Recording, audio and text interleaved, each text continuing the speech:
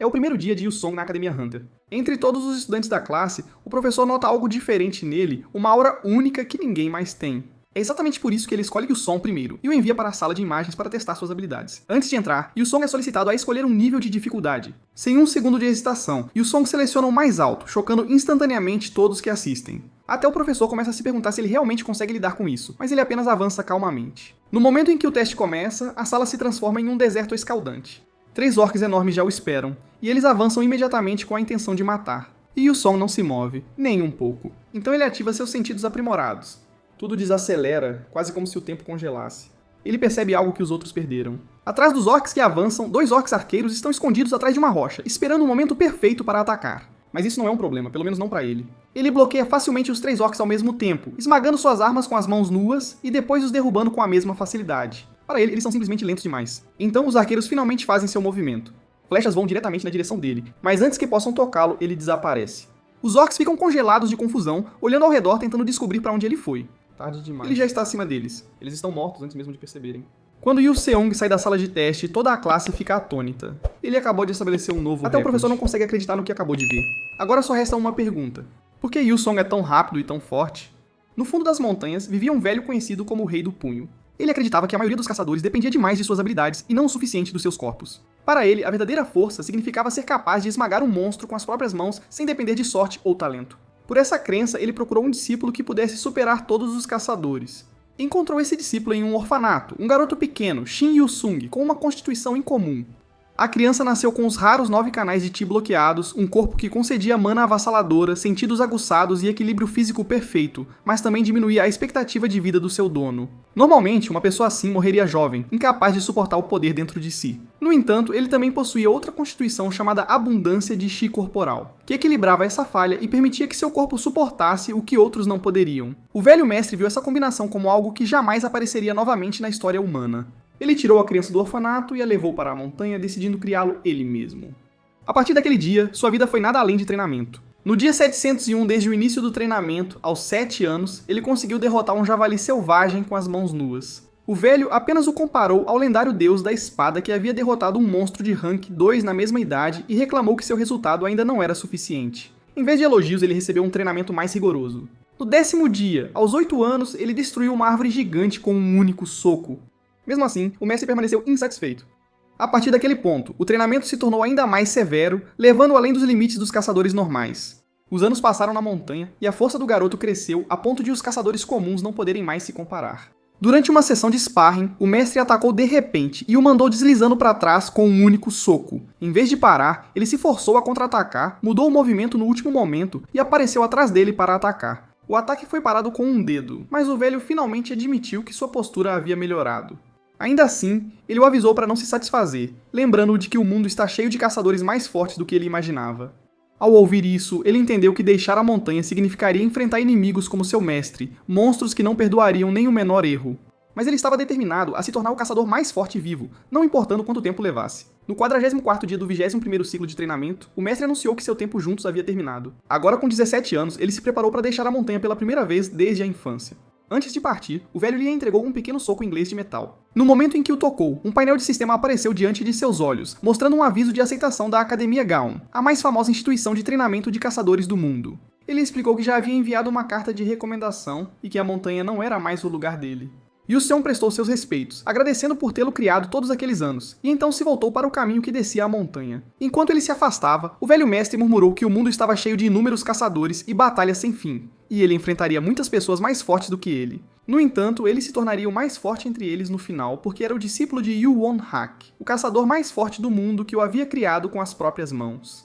Após o surto, a humanidade percebeu que a força sozinha não era suficiente, então construíram um sistema para treinar adequadamente os futuros caçadores. Academias especiais foram estabelecidas para ensinar combate, manuseio de armas, conhecimento sobre monstros e controle sobre habilidades.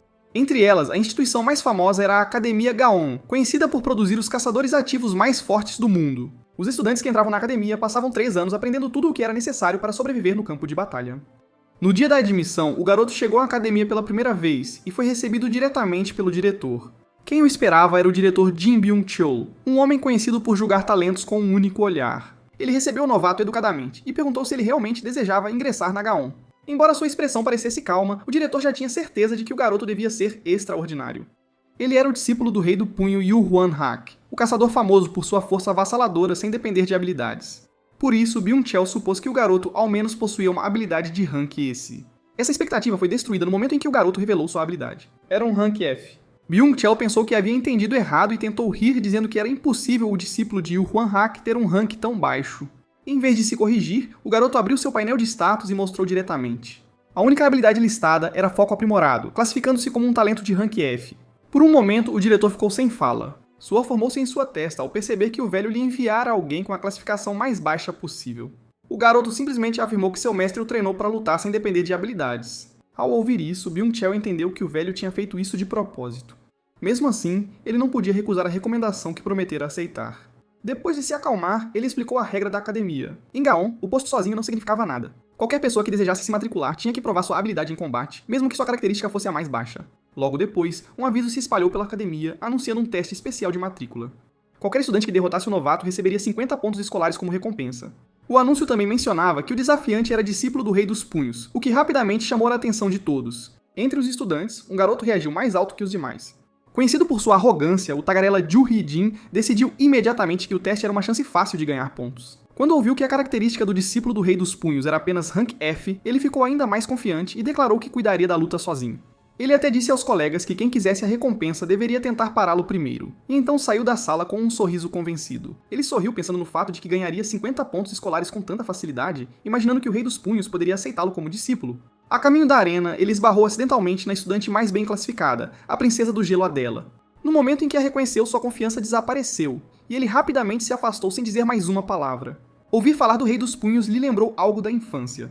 Seu avô certa vez lhe contou sobre seu aliado que estava acima de todos, um homem cuja presença tornava as batalhas seguras. Segundo ele, mesmo ele sendo um gênio, não resistia a um único golpe contra aquele lutador.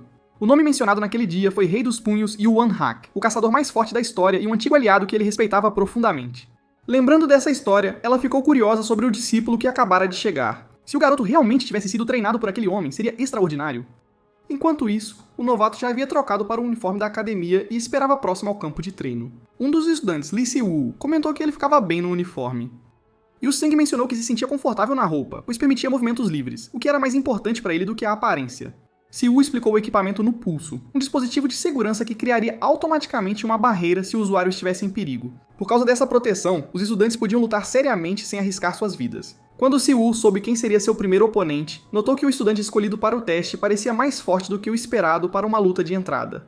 Mesmo assim, ele não mostrou hesitação, então decidiu não assustá-lo antes mesmo de começar. Quando o sinal para o teste finalmente foi anunciado, ele caminhou em direção à arena com uma expressão firme, mantendo apenas um pensamento na mente. Ele passaria no teste, custasse o que custasse. A arena já estava preparada para a partida, e a repórter da academia, Hannah, anunciou que cobriria a luta envolvendo o discípulo do Rei dos Punhos, que recentemente atraíra muita atenção. Ela apresentou os participantes, primeiro chamando o misterioso novato Shin Yu-seong, e depois seu adversário, o trainee classificado em 42º no ano, o aluno fugitivo Jin, anunciando que ele se sentia intimidado e queria provar se Yu-seong merecia estar na academia Gaon, e não vivia apenas da reputação de seu mestre. Alguns estudantes na plateia duvidaram dele, dizendo que ele estava ali só pelos pontos escolares e lembrando uns aos outros de sua baixa classificação, o que o deixou ainda mais determinado a mostrar sua força. Ele garantiu que seria uma luta digna do prestígio do nome Gaon. Hannah então se voltou para o novato e perguntou o que ele sentia antes da luta. Após uma breve pausa, ele disse simplesmente que daria o seu melhor. Com isso, a contagem regressiva começou. O trainee fugitivo já havia decidido usar sua característica no momento em que o sinal começasse, acreditando que poderia terminar a luta instantaneamente. No entanto, no momento em que a luta começou, ele perdeu de vista seu oponente. Antes que pudesse reagir, o discípulo do Rei dos Punhos já havia fechado a distância e o atingido com um único chute no rosto. O impacto quebrou a barreira protetora em um golpe, e o trainee desabou antes que alguém pudesse entender o que havia acontecido. A arena ficou em silêncio por um momento antes de Hannah anunciar o resultado chocada, confirmando que a barreira havia sido quebrada em um único golpe e declarando-o o vencedor. Muitos estudantes ficaram atônitos, e até aqueles que duvidavam dele não conseguiram esconder a surpresa com um nocaute tão limpo. Mais tarde, Hagen acordou na enfermaria, ainda confuso sobre onde diabos estava naquele momento. O médico calmamente lhe disse onde estava e entregou o remédio, mas seus pensamentos continuavam na luta. Ele não conseguia se lembrar de ter visto o ataque, o que o fez perceber que o oponente certamente não era um rank F. Só esse pensamento o fez estremecer. Ao mesmo tempo, Yu Seung foi chamado ao escritório do diretor, onde o velho chefe o recebeu com um sorriso satisfeito e parabenizou oficialmente por se tornar aluno da Academia Gaon. Embora o resultado tenha sido o esperado, o diretor sabia que ainda era muito cedo para julgar sua verdadeira capacidade. Mesmo carregando a classificação mais baixa, ele ainda era discípulo do Rei dos Punhos. Isso por si só o diferenciava dos demais. Por isso, o diretor lhe lembrou que o teste de entrada era apenas o começo. Se ele realmente quisesse seguir o caminho de seu mestre e se tornar o caçador mais forte, deveria mirar no objetivo mais alto da academia, o grupo conhecido como Sete, os 7 classificados que representavam a própria Gaon. Nenhum Rank F jamais havia alcançado essa posição, o que tornava o desafio quase impossível, mas o diretor manteve isso em segredo. Ele disse que sempre existia um caminho, mesmo que apenas 7 pessoas pudessem chegar ao fim dele. Antes que a conversa pudesse continuar, outro estudante pediu permissão para entrar. O diretor a concedeu e explicou que o novato estava frequentando o Gaon pela primeira vez, e precisava que alguém o guiasse pela academia. O estudante entrou, e no momento em que os dois se viram, ele comentou que já se tinham encontrado antes, enquanto Siwoo o cumprimentava como um conhecido, confirmando que aquele encontro na academia não era o primeiro. Siwoo guiou o novato pela academia, explicando que o diretor havia pedido para que ele lhe mostrasse o lugar, pois já estava familiarizado com ele. O discípulo agradeceu, e Lee Siwoo se apresentou casualmente dizendo que poderia chamá-lo apenas de Siwoo. Após uma breve saudação, continuaram caminhando pelo campus enquanto muitos estudantes secretamente observavam o novato, atraídos pela sua aparência e pelos rumores sobre sua luta. Siwoo mencionou a luta de antes, dizendo que a tinha assistido e ficou chocado ao ver que o trainee fugitivo foi nocauteado no momento em que a luta começou. Mesmo entre as classes inferiores, aquele trainee era considerado um dos estudantes mais fortes, então o resultado surpreendeu a todos. Yu Seong respondeu modestamente que ainda tinha muito a aprender, o que fez Siwoo rir e chamá-lo de excessivamente humilde, pois até as classes mais altas estavam falando sobre aquela vitória unilateral. A conversa parou quando um grupo se aproximou do lado oposto do corredor. Na frente estava uma mulher, usando a braçadeira marcada com um X, o símbolo de uma das classes mais altas, e ao lado dela estava o vice-presidente, Lee Hyuk. Siwoo imediatamente ficou tenso e se afastou, pedindo desculpas por bloquear o caminho enquanto tentava chamar Yu Seong, mas viu seu rosto pálido. A mulher olhou diretamente para o novato como se já o tivesse reconhecido. Ela perguntou se ele era o novo estudante de quem todos estavam falando, e então disse baixinho que não esperava vê-lo ali. Seu sorriso parecia calmo, mas as palavras que sussurrou ao passar foram frias, chamando-o de produto defeituoso da família deles. No momento em que ela se afastou, Siwoo percebeu quem ele realmente era e murmurou chocado que não esperava que Yu Seong fosse da família Shino. As palavras despertaram uma velha lembrança e por um momento Yu Seong sentiu como se tivesse sido puxado de volta ao passado. Ele lembrou da mesma voz perguntando como era ser um fracasso, dizendo que ela não podia entender porque nunca tinha sido um. A sensação o envolveu como uma teia, apertando até que mal podia respirar, e só voltou à consciência quando Siwoo o chamou, notando que seu rosto havia ficado pálido. Pensando que ele poderia estar exausto pelo exame e pela luta, Siwoo sugeriu ir direto para os dormitórios, especialmente porque a chuva lá fora começara a cair forte. Yu Seong concordou, e seguiram para o prédio residencial. O dormitório designado para novos estudantes era muito mais simples que os dos ranks superiores, e Siwoo se desculpou, dizendo que quartos melhores eram dados só depois de subir na classificação. Ele esperava que o garoto ficasse desapontado, mas em vez disso, ele parecia aliviado, dizendo que o lugar era bom o suficiente para ele. Surpreso com a reação, Siwoo lhe entregou a chave e disse para chamá-lo a qualquer hora se precisasse de ajuda, então o deixou descansar. Depois de se lavar, o discípulo deitou na cama e ficou olhando pela janela, a chuva batendo no vidro. O som lhe lembrou o dia em que sua vida mudou. Ele se lembrou de estar sentado em um carro enquanto uma voz fria lhe dizia para culpar todos o quanto quisesse, mas que todo humano tinha um limite e que tentar ultrapassá-lo só trazia desespero. Porque ele nascera na família Shino, deveria entender isso melhor que ninguém.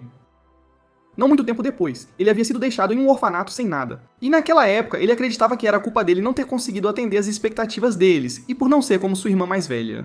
Pensar dessa forma tornava mais fácil aceitar o abandono, convencendo-se de que era natural alguém fraco ser descartado. Essa crença continuou até o dia em que outra figura apareceu diante dele, o homem conhecido como o Rei dos Punhos, o caçador mais forte do mundo. O caçador afirmou que o garoto tinha um talento escondido e ofereceu-se para treiná-lo, prometendo que ele poderia superar qualquer um se esforçasse. A princípio, a oferta parecia um sonho doce, mas o garoto recusou, dizendo que esperar algo de si mesmo só levaria à decepção e que era melhor permanecer imóvel desde o início do que falhar novamente. O caçador riu dessa resposta e disse que ele estava errado. A pessoa mais forte não era aquela que nunca falhou, mas aquela que falhou mais do que qualquer outro, e ainda assim se levantou novamente. Ele prometeu que mesmo que o garoto chorasse ou se desesperasse, ele lhe ensinaria a se levantar toda vez até que se tornasse o mais forte.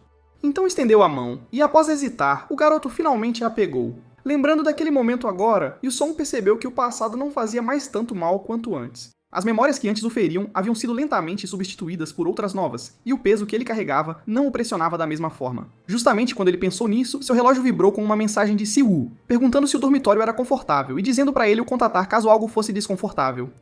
Yu-song respondeu sorrindo que estava tudo bem, depois colocou o relógio de lado, pensando que o que importava não era o passado de onde ele vinha, mas o presente que estava vivendo agora. Na manhã seguinte, uma garota, Hanajima Sumire, acordou cedo, se arrumou cuidadosamente e saiu para a aula depois do café da manhã. Ela havia sido transferida para a Academia Gun apenas um mês atrás, mas o local ainda a impressionava toda vez que ela caminhava pelo campus. Comparado a outras academias, a escala das instalações era completamente diferente. Os campos de treinamento eram enormes, os equipamentos eram avançados e havia até salas especiais projetadas para ajudar caçadores a recuperarem sua mana mais rapidamente. No entanto, a maioria desses benefícios não estava disponível para todos. As melhores instalações eram reservadas para os alunos de classificação mais alta, o grupo conhecido como o 7. E para alguém como ela, pareciam algo muito distante. Sua própria classificação deixava essa realidade clara a cada dia. Ela estava na posição 659 na classe F, quase na parte inferior. Então, mesmo que ela passasse pelos prédios avançados todas as manhãs, só podia observá-los do lado de fora antes de seguir para sua sala de aula regular. Naquele dia, a aula foi realizada na sala de imagens, o que imediatamente deixou a turma inquieta porque tais salas raramente eram destinadas a níveis mais baixos. Quando todos se reuniram, o instrutor se apresentou como Lin Chao e explicou que já havia sido um caçador de classificação 5. Ele disse aos alunos para não se sentirem pressionados, prometendo que focaria em ensiná-los adequadamente. Como prova disso, ele havia obtido permissão para usar a sala de imagens para treino, algo normalmente reservado para classes superiores. Embora fossem apenas da classe F, ele queria que experimentassem simulações reais de combate ao invés de exercícios básicos. Enquanto os alunos ainda estavam surpresos com o anúncio, a porta se abriu subitamente e Siwoo entrou rapidamente com o recém-chegado atrás dele, pedindo desculpas pelo atraso e explicando que havia estado dando uma visita à nova estudante pela academia. Shen Yusong se apresentou calmamente, e no momento em que Sumire viu seu rosto, ela imediatamente o reconheceu como o aluno de quem todos estavam falando desde a partida de entrada. O professor também reconheceu o nome, e disse ter ouvido rumores sobre o discípulo do Rei dos Punhos entrando na academia. Após ouvir a confirmação, ele olhou para ele com interesse, achando a situação estranha. Um discípulo de um caçador lendário com um traço de classificação Efé soava como uma combinação estranha, mas a aura que sentia dele não parecia nada comum. O professor elogiou Yu Seung pelo seu esforço, ao que ele mencionou nunca ter faltado um único dia, fazendo o professor concordar e dizer que diligência e consistência eram mais importantes do que talento para qualquer caçador, deixando os alunos surpresos por a classificação F ser reconhecida por um caçador de classificação 5. Como a aula já estava na sala de imagens, o professor decidiu que seria a chance perfeita para testar a habilidade do recém-chegado. Ele explicou como o sistema funcionava, dizendo para usar o dispositivo de bolso para selecionar a dificuldade e iniciar a simulação. O discípulo caminhou até o painel sem hesitar e começou a ajustar as configurações. No momento em que o nível de dificuldade mudou para o modo difícil, toda a classe ficou em silêncio. Até o professor ficou surpreso, porque aquele nível normalmente era usado para alunos muito acima da classe F. Ao pensar que a configuração podia ser demais, ele permitiu que a simulação começasse. O modo difícil com dificuldade de classificação 3 não era perigoso o suficiente para matar, mas estava muito além do que alguém de sua classe deveria aguentar, tornando impossível saber se o garoto estava confiante ou simplesmente imprudente. O holograma na sala começou quando a ilusão foi ativada, e o campo de treinamento apareceu ao seu redor. 3 orcs se formaram à sua frente, rugindo de raiva por seu território ter sido invadido. No momento em que o avistaram, avançaram sem hesitar para matar. Em vez de se mover imediatamente, o discípulo fechou os olhos e estabilizou sua respiração usando seu foco intensificado.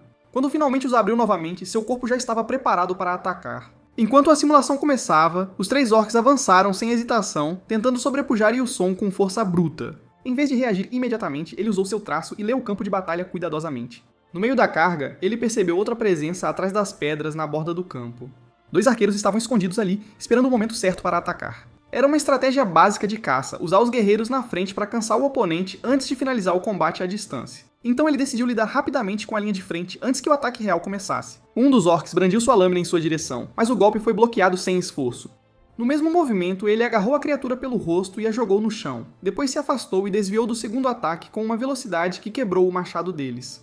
Vendo a linha de frente desmoronar mais rápido do que o esperado, os arqueiros escondidos dispararam suas flechas imediatamente, tentando surpreendê-lo. No momento em que as flechas foram lançadas, uma fumaça tomou conta do campo pelo impacto, bloqueando a visão. Quando a fumaça se dissipou, os 3 guerreiros já estavam caídos. E antes que os arqueiros pudessem entender o que havia acontecido, nosso garoto apareceu atrás deles. Com 2 golpes rápidos, ambos foram nocauteados antes que pudessem preparar outro disparo. A simulação terminou instantaneamente, e o painel de resultados apareceu na sala mostrando que o estudante Yu Seong havia completado o modo difícil de classificação 3. O tempo exibido foi de 1 minuto e 11 segundos, mais rápido que qualquer recorde anterior. A classe ficou em silêncio, e até Siwoo e Sumire não conseguiram esconder seu choque. Ninguém esperava que um calouro da classe F terminasse aquele nível tão facilmente. Lin Chao olhou para a tela por um momento antes de soltar uma risada baixa. A princípio, ele achava que a partida de entrada poderia ter sido um acaso, mas os movimentos que acabara de ver eram precisos demais para ser coincidência.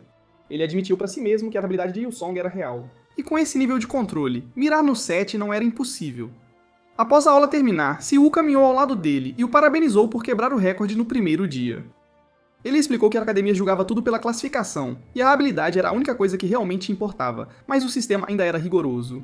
No topo estavam 7 estudantes conhecidos como 7, e ninguém das classes inferiores jamais havia alcançado essa posição antes. Por causa disso, mesmo alguém forte precisaria de mais que talento para subir tão alto. Ao mesmo tempo, em outra parte da academia, Adela olhava para o quadro de recordes quando notou que seu nome não estava mais em primeiro lugar. O novo recorde mostrava 1 minuto e 11 segundos e o nome ao lado dele era Yu Seung. No momento em que leu isso, seu coração começou a disparar enquanto uma sensação fria se espalhava pelo seu peito. O nome lhe lembrava o único caçador que já derrotara seu avô, e essa ligação a deixou inquieta sem saber por quê. Antes que pudesse pensar mais, uma mensagem chegou em seu relógio anunciando o exame do primeiro semestre junto com as designações das equipes. O mesmo aviso chegou para Si-woo e nosso garoto também. Si-woo explicou que o exame seria feito em duplas, então o parceiro que ele recebesse seria importante, e brincou que conseguir um bom colega poderia decidir tudo. Quando ele perguntou com quem queria ser pareado, Yu-song calmamente mencionou que era Hanajima Sumire. Ao mesmo tempo, no quarto do dormitório, Sumire leu a mesma mensagem e de repente entrou em pânico, gritando o nome dele em voz alta sem se dar conta. Só percebeu depois que seu rosto havia ficado completamente vermelho. No dia seguinte, a cafeteria estava mais barulhenta do que o normal, pois todos falavam sobre o exame que se aproximava. A maioria dos estudantes estava mais preocupada em sobreviver do que em tirar uma nota alta, e muitos discutiam sobre a importância de ser pareado com um parceiro forte. Alguns até discutiam sobre hierarquia, dizendo que nesta academia era normal seguir aqueles que estavam em uma posição superior, pois a classificação decidia tudo. Observando a multidão barulhenta, Siu explicou que era assim que as coisas sempre ficavam antes de um exame. O resultado determinaria a qual turma o estudante pertencia, e a diferença entre os rankings era enorme. Turmas mais altas recebiam melhor treinamento, melhores instalações e mais oportunidades, enquanto as mais baixas tinham que lutar com suporte limitado. Por causa disso, até mesmo uma pequena mudança no ranking poderia mudar completamente a vida de um estudante na academia. Enquanto ele falava, uma garota de repente se sentou ao lado deles e entrou na conversa como se sempre tivesse estado ali. Ela se apresentou como Hania e cumprimentou Yu-seung com um entusiasmo vibrante, dizendo que aquele era o primeiro encontro formal deles. No momento em que olhou para ele de perto, sua empolgação a dominou e ela declarou dramaticamente que, se ele algum dia tivesse tempo livre, deveria considerar se casar com ela. O comentário súbito o deixou sem palavras enquanto Si-woo rapidamente interveio e explicou que Yu-seung não entendia piadas. Hania negou imediatamente e insistiu que estava completamente séria, o que só tornou a situação mais constrangedora. Si-woo tentou mudar de assunto e disse a ela que não precisava se sentar com eles apenas porque eram parceiros de exame, mas ela respondeu que não estava ali por ele. Ela disse que só queria saber com quem Yu-song tinha sido pareado, pois todos estavam curiosos sobre isso. Ouvindo isso, Si-woo hesitou por um momento e depois disse que ela não deveria se surpreender muito quando visse o resultado. Quando o painel de pareamento apareceu, o nome mostrado ao lado de Yu-seung era Sumire, e Hania reagiu com choque evidente. Vendo a reação deles, Yu-seung perguntou por que todos estavam tão surpresos. Si-woo teve dificuldade para explicar e finalmente admitiu que mesmo entre os estudantes da turma F, ela era conhecida por ser incomumente fraca. Hania acrescentou que o problema não era apenas a força dela. Quando ela foi transferida para a academia, todos tentaram ajudá-la porque ela era extremamente quieta e nunca levantava a cabeça, mas logo depois começaram a circular rumores estranhos. Segundo essas histórias, um estudante saiu da sala tarde da noite e a encontrou sozinha cercada por uma aura sinistra enquanto escrevia algo perturbador em seu caderno. Ninguém sabia o que ela havia escrito, então a história foi exagerada. Outro boato dizia que alguém uma vez pegou um lenço que ela havia deixado cair apenas para encontrá-lo cheio de longos fios de cabelo. Havia histórias ainda mais loucas afirmando que ela havia sido transferida do Japão depois de colocar toda a sua turma no hospital. Hania admitiu que não acreditava realmente em tudo aquilo, mas a verdade era que a habilidade real de Samir estava muito abaixo do que qualquer um esperava. Mesmo na turma F, ela tinha dificuldades por causa da sua fraqueza. Si-woo acrescentou que tinha ouvido dizer que ela costumava ser uma das melhores estudantes em sua antiga academia, o que tornava a situação ainda mais estranha. Ouvindo isso, Yu-seung pensou que a única maneira de entender a verdade era ouvi-la diretamente dela, em vez de confiar em rumores. Antes que pudessem dizer mais alguma coisa, uma voz silenciosa falou por trás deles. Sumire estava sentada ali o tempo todo e pediu desculpas por ter sido designada como parceira dele, dizendo que sabia que todos ficavam desapontados ao serem pareados com alguém como ela. Ela admitiu que era fraca, que mal conseguia usar sua habilidade, e que já tinha perdido até para um monstro de rank 1 antes, então ela entendia por que as pessoas a viam como um fardo. A atmosfera ficou tão desconfortável que Si-woo e Hania se desculparam rapidamente, dizendo que deixariam os dois sozinhos. Depois que eles foram embora, Yu-song sugeriu sair para conversar e eles foram até o jardim, onde estava mais silencioso. Ele lhe entregou uma bebida e esperou até que ela se acalmasse antes que Samir tentasse falar. Samir disse que estava ciente de como parecia fraca, mas os rumores sobre ela eram na maioria mal entendidos. Na noite em que ficou na sala, ela só estava escrevendo em seu livro de registros e os cabelos de que as pessoas falavam não eram algo estranho, mas uma exigência de sua característica. Ela então revelou que sua habilidade se chamava Controladora dos Mortos-Vivos, uma característica rara de magia negra especializada em invocar servos mortos-vivos. O problema era que ela só conseguia usar uma habilidade até agora, e ela exigia que ela oferecesse seu próprio cabelo como catalisador. Para provar que estava dizendo a verdade, ela colocou um fio de cabelo no chão e ativou a habilidade. Energia escura se espalhou pelo chão como um líquido, cobrindo a oferenda antes de lentamente tomar forma. De um brilho ácido estranho, um esqueleto emergiu do chão. Para surpresa de Yu-song, o esqueleto que Samir invocou ficou ali tímido, sem se mover corretamente. Vendo isso, Samir admitiu que havia uma falha grave em sua habilidade de invocação. Para demonstrar o problema, ela ordenou que o esqueleto atacasse uma árvore próxima. O esqueleto avançou e desferiu um soco, mas no momento em que atingiu, seus ossos racharam e todo o corpo se despedaçou em pedaços. Observando isso, Yuson percebeu o problema. A invocação de Samir exigia cabelo como catalisador, e a força do invocado dependia do dono daquele cabelo. Desde a transferência, ela havia perdido o acesso às pessoas que usava antes, o que significava que suas invocações haviam se tornado muito mais fracas. Ele entendeu que ela devia ter contado com estudantes mais fortes no passado, mas após deixar o Japão para a Coreia, essas conexões desapareceram, tornando difícil para ela pedir ajuda a alguém, especialmente a estudantes mais fortes que ela. Yusong a chamou e ofereceu um fio de seu próprio cabelo. Sumire hesitou no início, dizendo que a maioria das pessoas se sentia desconfortável em se tornar material para sua habilidade, mas Yuson disse para ela usar sem se preocupar. Aceitando, ela realizou a invocação novamente. Desta vez, o esqueleto que apareceu parecia completamente diferente. Seu corpo estava firme, e a luz em seus olhos estava clara e estável. Quando ela ordenou que ele atacasse a árvore, o esqueleto avançou rapidamente e golpeou com força total. O impacto sozinho foi forte, mas logo após o golpe, uma marca do impacto se espalhou pela árvore, e uma poderosa explosão seguiu, sacudindo o ambiente. Samir ficou atônita. Normalmente, suas invocações podiam reproduzir apenas cerca de 30% da força do dono original, mas esta mostrou muito mais poder do que ela esperava. Yuson simplesmente disse que esse nível deveria ser suficiente para ser útil durante o teste. Ouvindo isso, Samir olhou para ele incrédula, sentindo que com a ajuda dele, talvez finalmente pudesse acompanhar os outros. Ela segurou a mão dele e pediu desculpas, depois perguntou timidamente se poderia pegar mais alguns fios de cabelo. Yuson suspirou e comentou que dar tanto seria complicado, mas não recusou. A cena então mudou para o escritório do diretor, onde ele revisava um mapa da Ilha Dewell. Lin Xiao entrou, informando que todos os preparativos para a avaliação haviam sido concluídos e que todas as precauções haviam sido tomadas para evitar acidentes. O diretor respondeu que não precisava ficar excessivamente nervoso, pois apenas um lugar na ilha era realmente perigoso.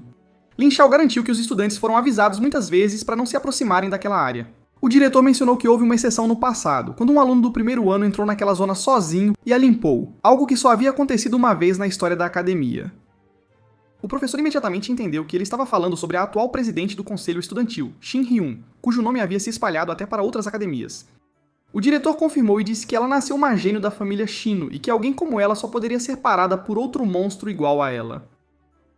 No dia seguinte, enquanto o navio partia, Adela ficou no convés sentindo o vento enquanto olhava para o mar. Enquanto ela estava pensativa, Kim Yuna, do primeiro ano, classe A, que ocupava o segundo lugar no ranking, se aproximou e perguntou por que ela parecia tão séria. Adela ignorou e passou direto, o que irritou Yuna. Ela a parou e sugeriu fazer outra luta, dizendo que o navio até tinha uma arena de treino, então era a oportunidade perfeita para acertar as contas. Mas Adela retrucou que só tinha passado 3 dias desde a última luta delas, o que a fez questionar por que Yuna queria uma nova luta tão rapidamente. Yuna insistiu que poderia vencer dessa vez, mas Adela negou calmamente. Quando perguntada por que parecia persistente, Yuna admitiu que simplesmente odiava perder, por isso queria uma revanche. Antes que a discussão pudesse continuar, uma voz chamou pela nova aluna transferida. Adela olhou para o lado e viu ele caminhando com Si-Woo. Yuna percebeu sua reação e apontou que ele era discípulo do Rei do Punho, o mesmo homem que outrora derrotara o avô de Adela. Ela a provocou, dizendo que não seria estranho se as classificações mudassem por causa dele, e que a posição número 1 talvez não permanecesse a mesma para sempre. Adela não demonstrou interesse pela provocação e se afastou, dizendo que se algo mudasse, Yuna cairia para o 3º lugar.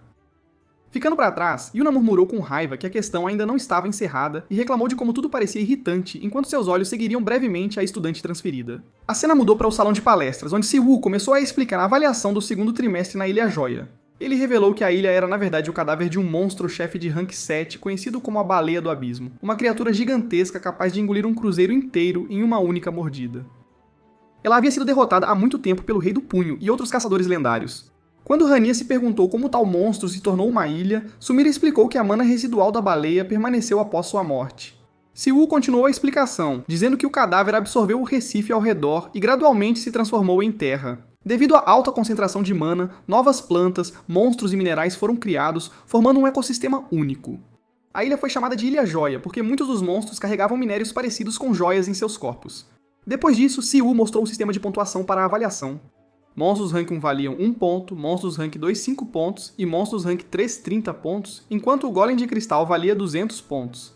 Ao ouvir o número, Samir reagiu com entusiasmo, mas Si-Woo imediatamente avisou que nenhuma classe de rank baixo jamais havia derrotado um Golem de Cristal. Era um monstro-chefe rank 3, e enfrentá-lo de maneira imprudente só levaria ao fracasso. Ele aconselhou a todos a mirarem em pontos seguros em vez de perseguir grandes recompensas, explicando que derrotar monstros rank 1 e rank 2 de forma constante era suficiente para atingir a pontuação média. Após terminar a explicação, ele aliviou o clima dizendo que as chances de andar de cruzeiro como aquele eram raras, então eles também deveriam aproveitar a viagem e a comida enquanto se preparavam para o teste, o que elevou o ânimo dos alunos ao ficarem animados para provar pratos caros. Depois disso, os 4 passaram um longo tempo comendo juntos no navio. A comida continuava a chegar, e cada prato tinha um sabor melhor que o anterior, então continuaram comendo muito mais do que planejavam. Experimentaram suco, bolinhos e vários tipos de carne. E quando pararam, todos estavam completamente satisfeitos. Mais tarde naquela noite, sentaram-se para descansar, reclamando que haviam comido demais. Hania disse que sentia que poderia vomitar enquanto Siwoo parecia exausto, mas Yoo-sung parecia perfeitamente bem e disse que havia gostado do dia. Vendo que ele ainda estava cheio de energia, Siwoo brincou que ele não parecia cansado nem um pouco. Hania decidiu ir descansar primeiro, e Siwoo a seguiu logo em seguida, ficando apenas Yoo-sung e Sumiri juntos. Agora sozinha, Sumiri ficou nervosa e evitou olhar diretamente para ele. Ela disse baixinho que o dia passou muito rápido. Yoo-sung concordou e disse que momentos como aquele eram algo que ele nunca havia experimentado enquanto vivia na Montanha dos Espíritos Marciais. Como chegariam na Ilha Joia no dia seguinte, ela de repente se sentiu inquieta e se perguntou se acabaria sendo um fardo durante o teste.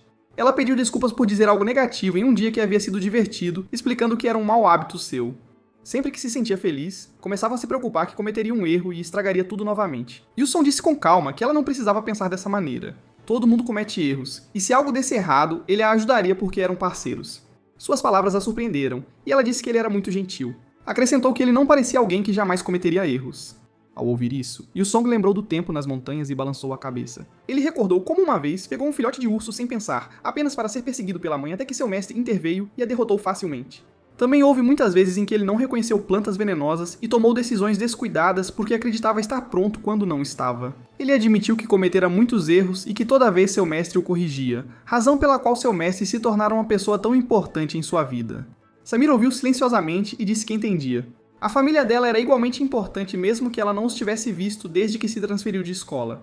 Quando Yoo-sung perguntou se ela sentia falta deles, ela respondeu que vir pra cá fora uma escolha dela, então não podia reclamar, mas ainda olhava com frequência para as fotos deles, enquanto hesitava em perguntar se ele queria ver a família dela. Então ela mostrou a ele uma foto da família, apontando feliz para seus pais e irmãos, enquanto perguntava se eles pareciam fofos. Yoo-sung assentiu, e ela riu, dizendo que um deles, Sugu-ha, era especialmente travesso comparado a ela. Após um momento, Yoo-sung perguntou algo que vinha se perguntando há algum tempo. Ele disse que não acreditava nos boatos sobre ela machucar os colegas de classe e quis saber por que ela se transferira para um lugar tão distante. No momento em que perguntou, a expressão de Samira mudou. O sorriso desapareceu, e seus olhos perderam o foco como se tivesse sido puxada de volta a uma memória dolorosa. Ela tentou falar, mas a voz ficou incerta e sua visão pareceu embaçada enquanto o clima de repente se tornava pesado. Memórias ressurgiram de repente em sua mente. Ela viu flashes de sua marca registrada incrustada em sua mão, seguidos pelo caos que se seguiu. Sombras se espalharam por toda parte, enquanto incontáveis esqueletos corriam descontrolados pela área. Os gritos dos alunos feridos ecoavam ao seu redor, e suas vozes culpavam tudo nela. Eles a amaldiçoavam por ganância, dizendo que o desastre aconteceu porque ela recolheu os cabelos. Alguns a acusavam de arrastar todos para o perigo, enquanto outros a tratavam como uma criminosa. Cercada por raiva e medo, ela desabou em lágrimas e se culpou por ser gananciosa demais, desejando poder fugir de tudo. A memória terminou abruptamente, e no presente, ela não conseguiu falar enquanto as lágrimas rolavam pelo rosto. Antes que pudesse se recompor, uma voz gentilmente a interrompeu.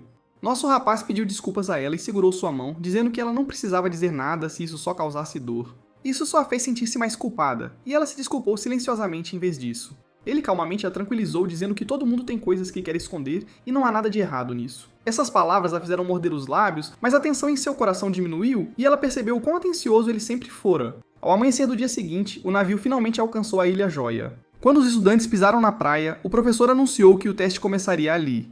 Não muito tempo após entrarem na floresta, o som de alguém gritando por ajuda ecoou do interior mais profundo, lembrando a todos o quão perigosa a ilha era. Sumiri tocou o bolso onde guardava os cabelos e relembrou as regras explicadas anteriormente. O tamanho da joia dependia do rank do monstro, e monstros mais fortes davam mais pontos. O objetivo era simples, coletar o máximo de joias possível em 2 horas, e os pontos seriam contabilizados quando as joias fossem colocadas no bolso.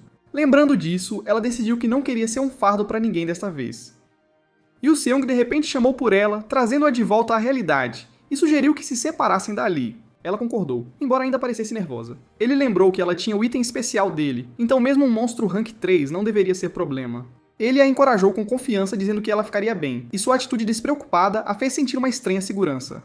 Com essa confiança, ela decidiu começar o teste sozinha. Ela acreditava que com a arma secreta que tinha, que eram os cabelos de Yoo-sung. No entanto, assim que se preparava, algo repentinamente saiu correndo de trás das árvores e a atingiu em cheio, deixando-a em lágrimas completas. Dentro da floresta, Siwoo e Hania se moveram com cuidado enquanto coletavam pontos um por um. Como o teste estava sendo realizado em uma área densa, Siwoo a orientou a evitar usar muita força e focar em lutar somente quando necessário. Hania pediu para ele usar sua clarividência para buscar alvos enquanto ela se preparava para atacar no momento em que ele localizasse um. Após avistar um cervo próximo, ele deixou o ataque por conta dela. O animal avançou em direção a eles, mas ela o queimou instantaneamente, transformando-o em cinzas antes que pudesse se aproximar. Ela reclamou que o aviso veio tarde demais, mas ele lembrou que o teste havia acabado de começar e ela precisava manter o foco. Outra presença logo apareceu, e desta vez era um grande javali correndo diretamente contra eles. O tamanho dele sozinha a fez entrar em pânico. Ele tentou atirar com seu arco, mas o tempo estava errado e o ataque falhou em pará-lo. Percebendo que ainda não estava confortável lutando assim, ele hesitou, e o javali colidiu contra ele, danificando fortemente sua barreira. Mesmo assim, ele se forçou a manter a posição e terminou a luta de perto, cravando uma adaga na cabeça da fera. Depois que o monstro caiu, ela correu para checar como ele estava. Ele admitiu que ainda não estava acostumado ao arco e que sua barreira sofreu danos graves. Mais uma vez, ele precisou do apoio dela, o que o frustrava mais do que o próprio ferimento. Ela sugeriu que deveriam descansar um pouco para que ele pudesse restaurar sua barreira, e ele concordou sem discutir. Enquanto ele se deitava para se recuperar, não conseguia acreditar em quão perto esteve de ser eliminado tão cedo no teste. Seus pensamentos foram para os outros, imaginando como eles estavam, embora sentisse certeza de que pelo menos Yu-Sung ficaria bem, acontecesse o que acontecesse. Em outra parte da floresta, o drone que monitorava o exame capturou uma situação muito mais perigosa. Um grupo de estudantes corria em pânico após provocar acidentalmente um elefante de joia. A imensa criatura os perseguia entre as árvores e logo perceberam que não tinham como fugir dele. Alguém sugeriu lutar, mas a ideia parecia imprudente, já que enfrentar um monstro rank 3 sem preparação era quase suicídio. Antes que pudessem decidir o que fazer, chegaram a um beco sem saída e não tiveram escolha senão dar meia volta. Sem escapatória, prepararam todos os truques que tinham. Usaram veneno, armadilhas e ataques à distância, jogando tudo no monstro em desespero. Um deles lançou um tiro de martelo que parecia forte o suficiente, mas o ferimento mal afetou a fera e só a deixou mais violenta. Outro estudante tentou proteger todos com uma barreira, mas o elefante a destruiu com um único golpe, deixando o grupo ferido e convencido de que estava prestes a falhar no teste. Justamente quando começavam a perder a esperança, uma figura caiu das árvores entre eles e o monstro. Antes que alguém pudesse reagir, nosso garoto concentrou sua força e desferiu um único soco pesado que parou o enorme elefante no lugar. O impacto foi tão forte que o corpo enorme desabou imediatamente, deixando os estudantes boquiabertos diante do resultado. Após confirmar que o monstro estava derrotado, ele calmamente reivindicou a joia como se nada estranho tivesse acontecido. Para ele, o teste estava indo bem até agora, embora não pudesse deixar de se perguntar se Sumire estava indo bem em algum outro lugar da floresta. Ela gritou ao cair no chão, mas se surpreendeu ao ver um carbúnculo parado à sua frente. Por um momento, ela relaxou porque a criatura parecia pequena e fofa, mas essa sensação desapareceu quando ele mordeu de repente o bolso onde as joias eram guardadas. Percebendo que estava tentando pegar a bolsa, ela entrou em pânico e tentou acalmá-lo, mas o carbúnculo só ficou mais agressivo e a afastou com golpes quando ela se aproximou. Mesmo assim, ela hesitou por parecer tão inofensivo e fofo, o que só tornou a situação mais estressante. Pensando rapidamente, tentou distraí-lo com outra coisa. Ela colheu uma flor e ofereceu, esperando que a criatura trocasse a bolsa por ela, mas o carbúnculo rejeitou imediatamente e se virou como se odiasse o cheiro. Sem mais nada por perto que pudesse funcionar, ela se forçou a pensar melhor e teve outra ideia. Rapidamente juntou os trevos que tinha, cortou-os em pedaços, misturou com mel e cenouras e fez um pequeno lanche para usar como isca. Quando o apresentou, a atenção do carbúnculo mudou de imediato e a criatura começou a salivar com o cheiro. No momento em que teve certeza de que funcionou, jogou a comida longe dela. O carbúnculo correu atrás sem hesitar, dando a ela a chance de recuperar a bolsa. Ela soltou um longo suspiro de alívio depois de confirmar que nenhum dos fios de cabelo que carregava havia sido perdido. Contudo, no momento em que o perigo passou, olhou para a criatura novamente e preparou silenciosamente sua habilidade. Usando o fio de cabelo como meio, ela ativou sua habilidade de invocação.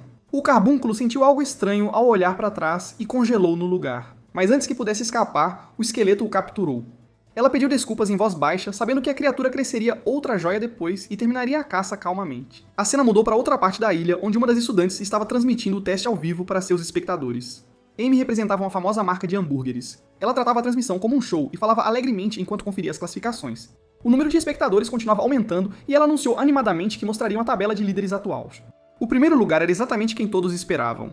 A estudante número 1 mantinha a posição desde que entrou na academia, e seu atributo raro a fazia uma das prospectos mais fortes do mundo dos caçadores. O segundo lugar pertencia à presidente da classe, Kim Yuna, cuja habilidade elétrica era conhecida por seu poder destrutivo. O que mais a surpreendeu foi o terceiro lugar. A estudante transferida que havia começado na posição mais baixa subiu repentinamente para o topo em muito pouco tempo. Ela reproduziu a filmagem para mostrar aos espectadores como ele derrotou um elefante de joia com um único golpe, e o chat explodiu em descrença. O ataque não era apenas avassalador, como sua atitude calma depois o fez se destacar ainda mais. Assistindo ao clipe, ela ficou convencida de que ele tinha potencial para se tornar uma estrela e decidiu que queria conhecê-lo pessoalmente se tivesse a oportunidade. Enquanto falava, as classificações mudaram novamente, e outro nome inesperado apareceu em quarto lugar. Ela olhou para a tela confusa porque Sumire sempre esteve perto do final desde que foi transferida. Pelo que sabia, Sumire costumava ser talentosa antes de entrar na academia, mas ultimamente não apresentava bons resultados. Vê-la subir tão rapidamente chocou os espectadores da mesma forma, e o chat se encheu rapidamente de perguntas sobre o que estava acontecendo. Ao mesmo tempo, a própria Samira estava sentada calmamente na floresta, cozinhando como se nada incomum estivesse acontecendo, deixando Amy boquiaberta. Samir sentiu-se aliviada por seu plano anterior ter funcionado perfeitamente e acreditava que as coisas finalmente estavam dando certo para ela. Como esperava que Yusung retornasse em breve, focou em terminar os preparativos antes que ele voltasse. Também se perguntou como estava o esqueleto de Yusung que convocara, já que ele havia fugido mais cedo por suas ordens para coletar as joias. Pensou que provavelmente ele estava sendo influenciado por seu mana, já que ela era a invocadora. Esperando não criar expectativas altas demais, disse a si mesma que uma nota de aprovação seria suficiente, pois só queria que ele retornasse em segurança. Não muito longe dali, o esqueleto fazia maravilhas ao capturar outra joia em sua caça. Atrás dele, havia uma trilha de monstros derrotados, enquanto seus braços já estavam cheios de joias coletadas de uma luta após outra. Os resultados da caça continuavam aumentando seus pontos sem que ela soubesse, e a pilha de pedras preciosas continuava crescendo conforme a criatura cumpria silenciosamente suas ordens. Ao pôr do sol, Yusung estava em frente a Sumire, enquanto ela colocava uma panela entre eles e orgulhosamente servia o curry que preparara. Ela disse com confiança que o toque final havia sido adicionado e que o prato estava completo, pedindo para que ele aceitasse a refeição que fizera. Ele pegou a colher curioso, mas ao provar o sabor, ficou surpreso. A doçura das cebolas se misturava perfeitamente com o aroma rico do curry e a textura macia das almôndegas, e o frango frito combinava tão bem com o prato que parecia a peça final de um quebra-cabeça se encaixando.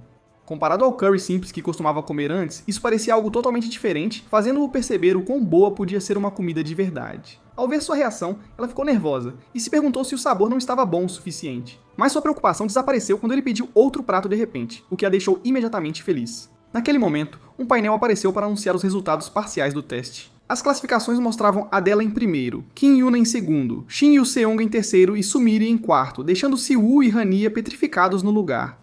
A própria Sumire ficou chocada com o resultado e não conseguia acreditar que havia alcançado o quarto lugar. Enquanto isso, na filial da Associação dos Caçadores na cidade da Academia, na Coreia do Sul, a gerente da filial, Mei Lin, entrou no escritório para dar um relatório, mas o líder da associação assistia às imagens dos estudantes. A tela mostrava eles conversando sobre as classificações atuais com certa surpresa pelo fato de o estudante de ranking F já estar em terceiro lugar, enquanto outros permaneciam confiantes de que a verdadeira competição apenas havia começado. Ma Lin explicou que esses eram alunos da Academia Gaon e que o próprio presidente da associação estava observando seu progresso. Ele respondeu que havia um aluno sobre o qual estava especialmente curioso, o discípulo do Rei do Punho. Embora Ma Lin tenha tentado mencionar que ele estava no ranking F, o presidente a corrigiu dizendo que ele estava em terceiro lugar como forma de incentivá-la a elogiar sua conquista, mas ela apontou que o sistema de ranking geralmente facilitava a medição da habilidade. Ela acreditava que alguns indivíduos podiam ir além do que os números mostravam. Quando ela se perguntou se o garoto poderia ter um talento comparável aos caçadores lendários, o presidente admitiu que era apenas uma suposição, mas sentia que o aluno possuía algo raro que eles vinham desejando. De volta ao acampamento, Sumire ainda não podia acreditar que havia alcançado o quarto lugar, pensando que devia ser um sonho. Yusung lhe disse que esse resultado era apenas o começo e que eles ainda precisavam de muito mais pontos se quisessem atingir o nível que almejavam.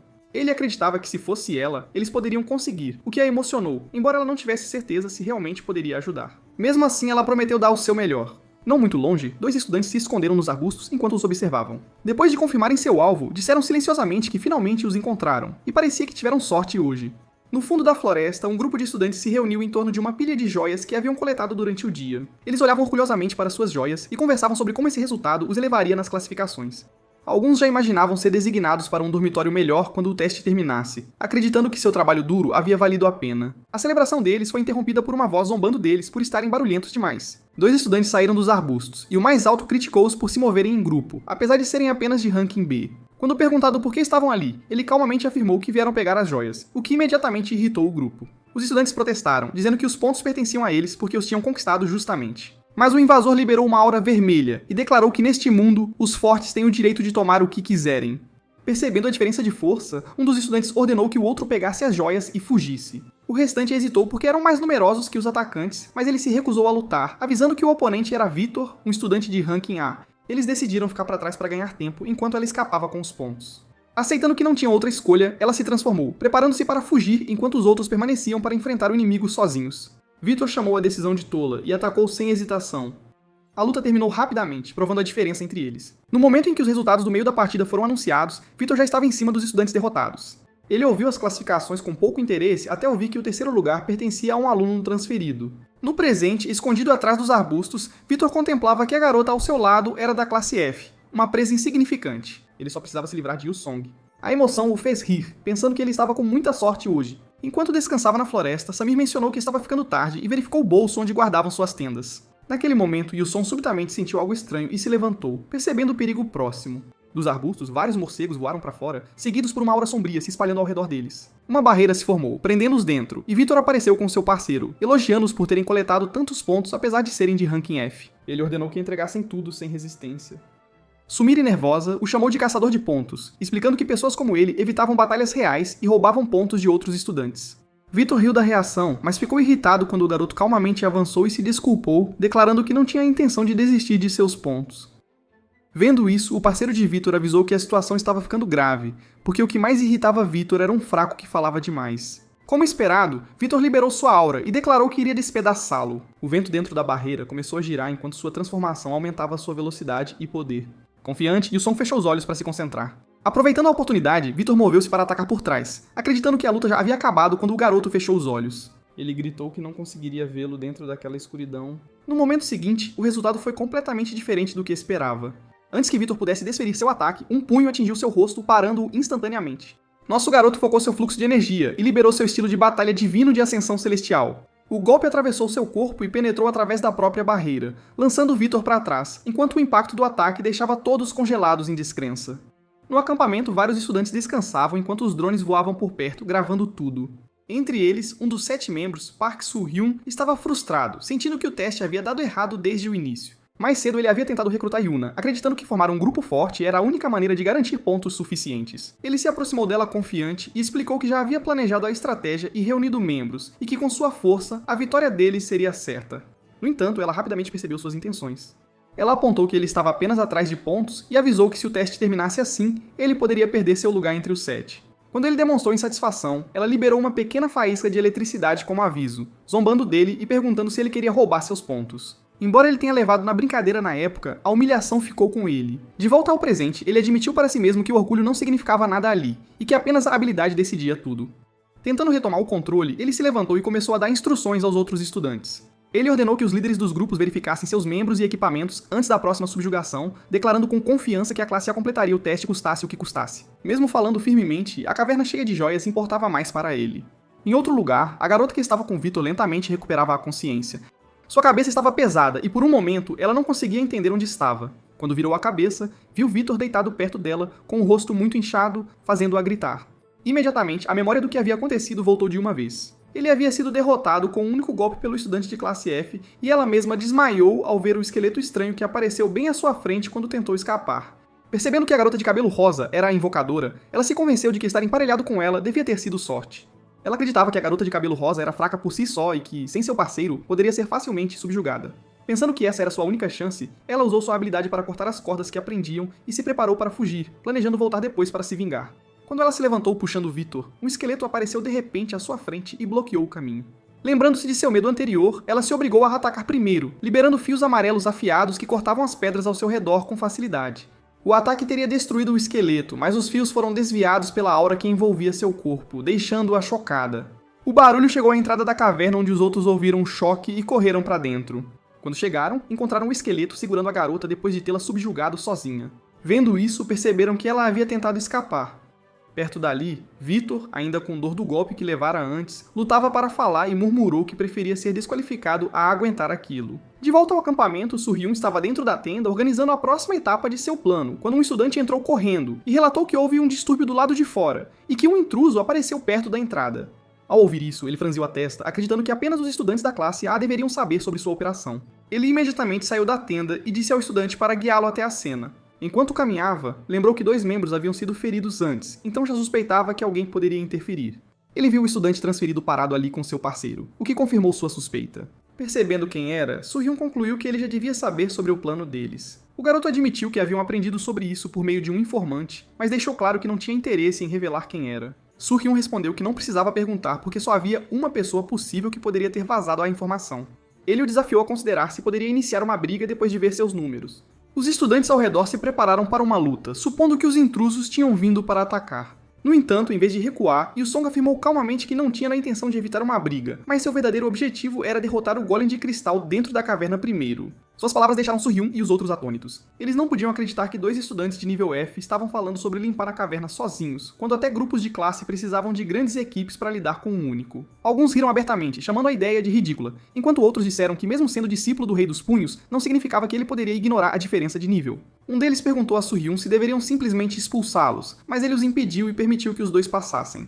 Ele disse friamente que se eles quisessem correr para a própria morte, não havia razão para interferir, permitindo que tentassem. Indo para dentro, quando um dos estudantes se preocupou que eles poderiam realmente ter sucesso, Su-hyun descartou a preocupação e disse que pessoas que não entendiam seu lugar precisavam aprender a diferença de talento da maneira difícil.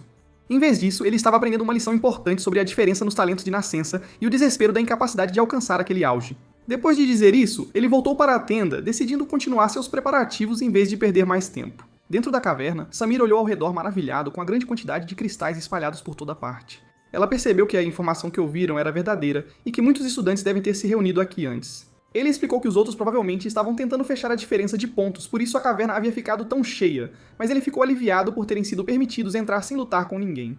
Mesmo assim, Samira sentiu-se inquieta, pensando que a razão pela qual ninguém os parou era simplesmente porque eram de nível F. Antes que pudesse falar mais, ele de repente chamou-a e a puxou para trás. Uma poderosa explosão atingiu o chão onde ela estava, e ele rolou para o lado com ela nos braços para evitar o ataque. Ao parar, ele a avisou para ficar alerta porque o oponente dentro daquela caverna era muito mais forte do que qualquer coisa que enfrentaram até agora. Da escuridão adiante, uma figura gigantesca emergiu lentamente. Um enorme golem de cristal avançou, seu corpo brilhando como armadura, e a pressão que emanava dele deixava claro que a verdadeira batalha finalmente começara. Na sala de monitoramento, Mei Lin assistia silenciosamente às imagens ao vivo do exame enquanto a equipe relatava cada incidente. Quando a tela mostrou os 2 estudantes de nível F entrando na caverna de cristal, Lin Xiao, que estava atrás dela, reagiu chocado e disse que a área era muito perigosa para eles. Ele lembrou que o monstro dentro da caverna havia sido estimado com nível de perigo 4 e insistiu que deveriam impedir os estudantes antes que algo sério acontecesse. Mei Lin comentou que ele provavelmente já sabia o que os esperava dentro da caverna e mesmo assim escolheu entrar. O professor ficou mais ansioso e pediu permissão para intervir, argumentando que a segurança deles deveria vir em primeiro lugar. Ela recusou sem hesitar e explicou que o perigo fazia parte do trabalho de um caçador. Segundo ela, este exame servia como um filtro, e através dele, eles aprenderiam quais estudantes realmente pertenciam ali e quais não. Ao ouvir isso, o professor entendeu por que os estudantes haviam sido avisados com antecedência. O que quer que acontecesse durante o teste seria considerado responsabilidade deles, e a academia não interviria. Dentro da caverna, Song disse a Sumire que precisava que ela fizesse algo importante. Ele pediu que ela se concentrasse inteiramente em fornecer mana ao esqueleto a partir daquele momento. Ela hesitou, preocupada que dar muita mana poderia enfraquecer seu controle e fazer a invocação agir de forma imprevisível. Ele a tranquilizou dizendo que confiança era necessária e que se ela e o esqueleto não pudessem acreditar um no outro, nunca seriam capazes de lutar como parceiros.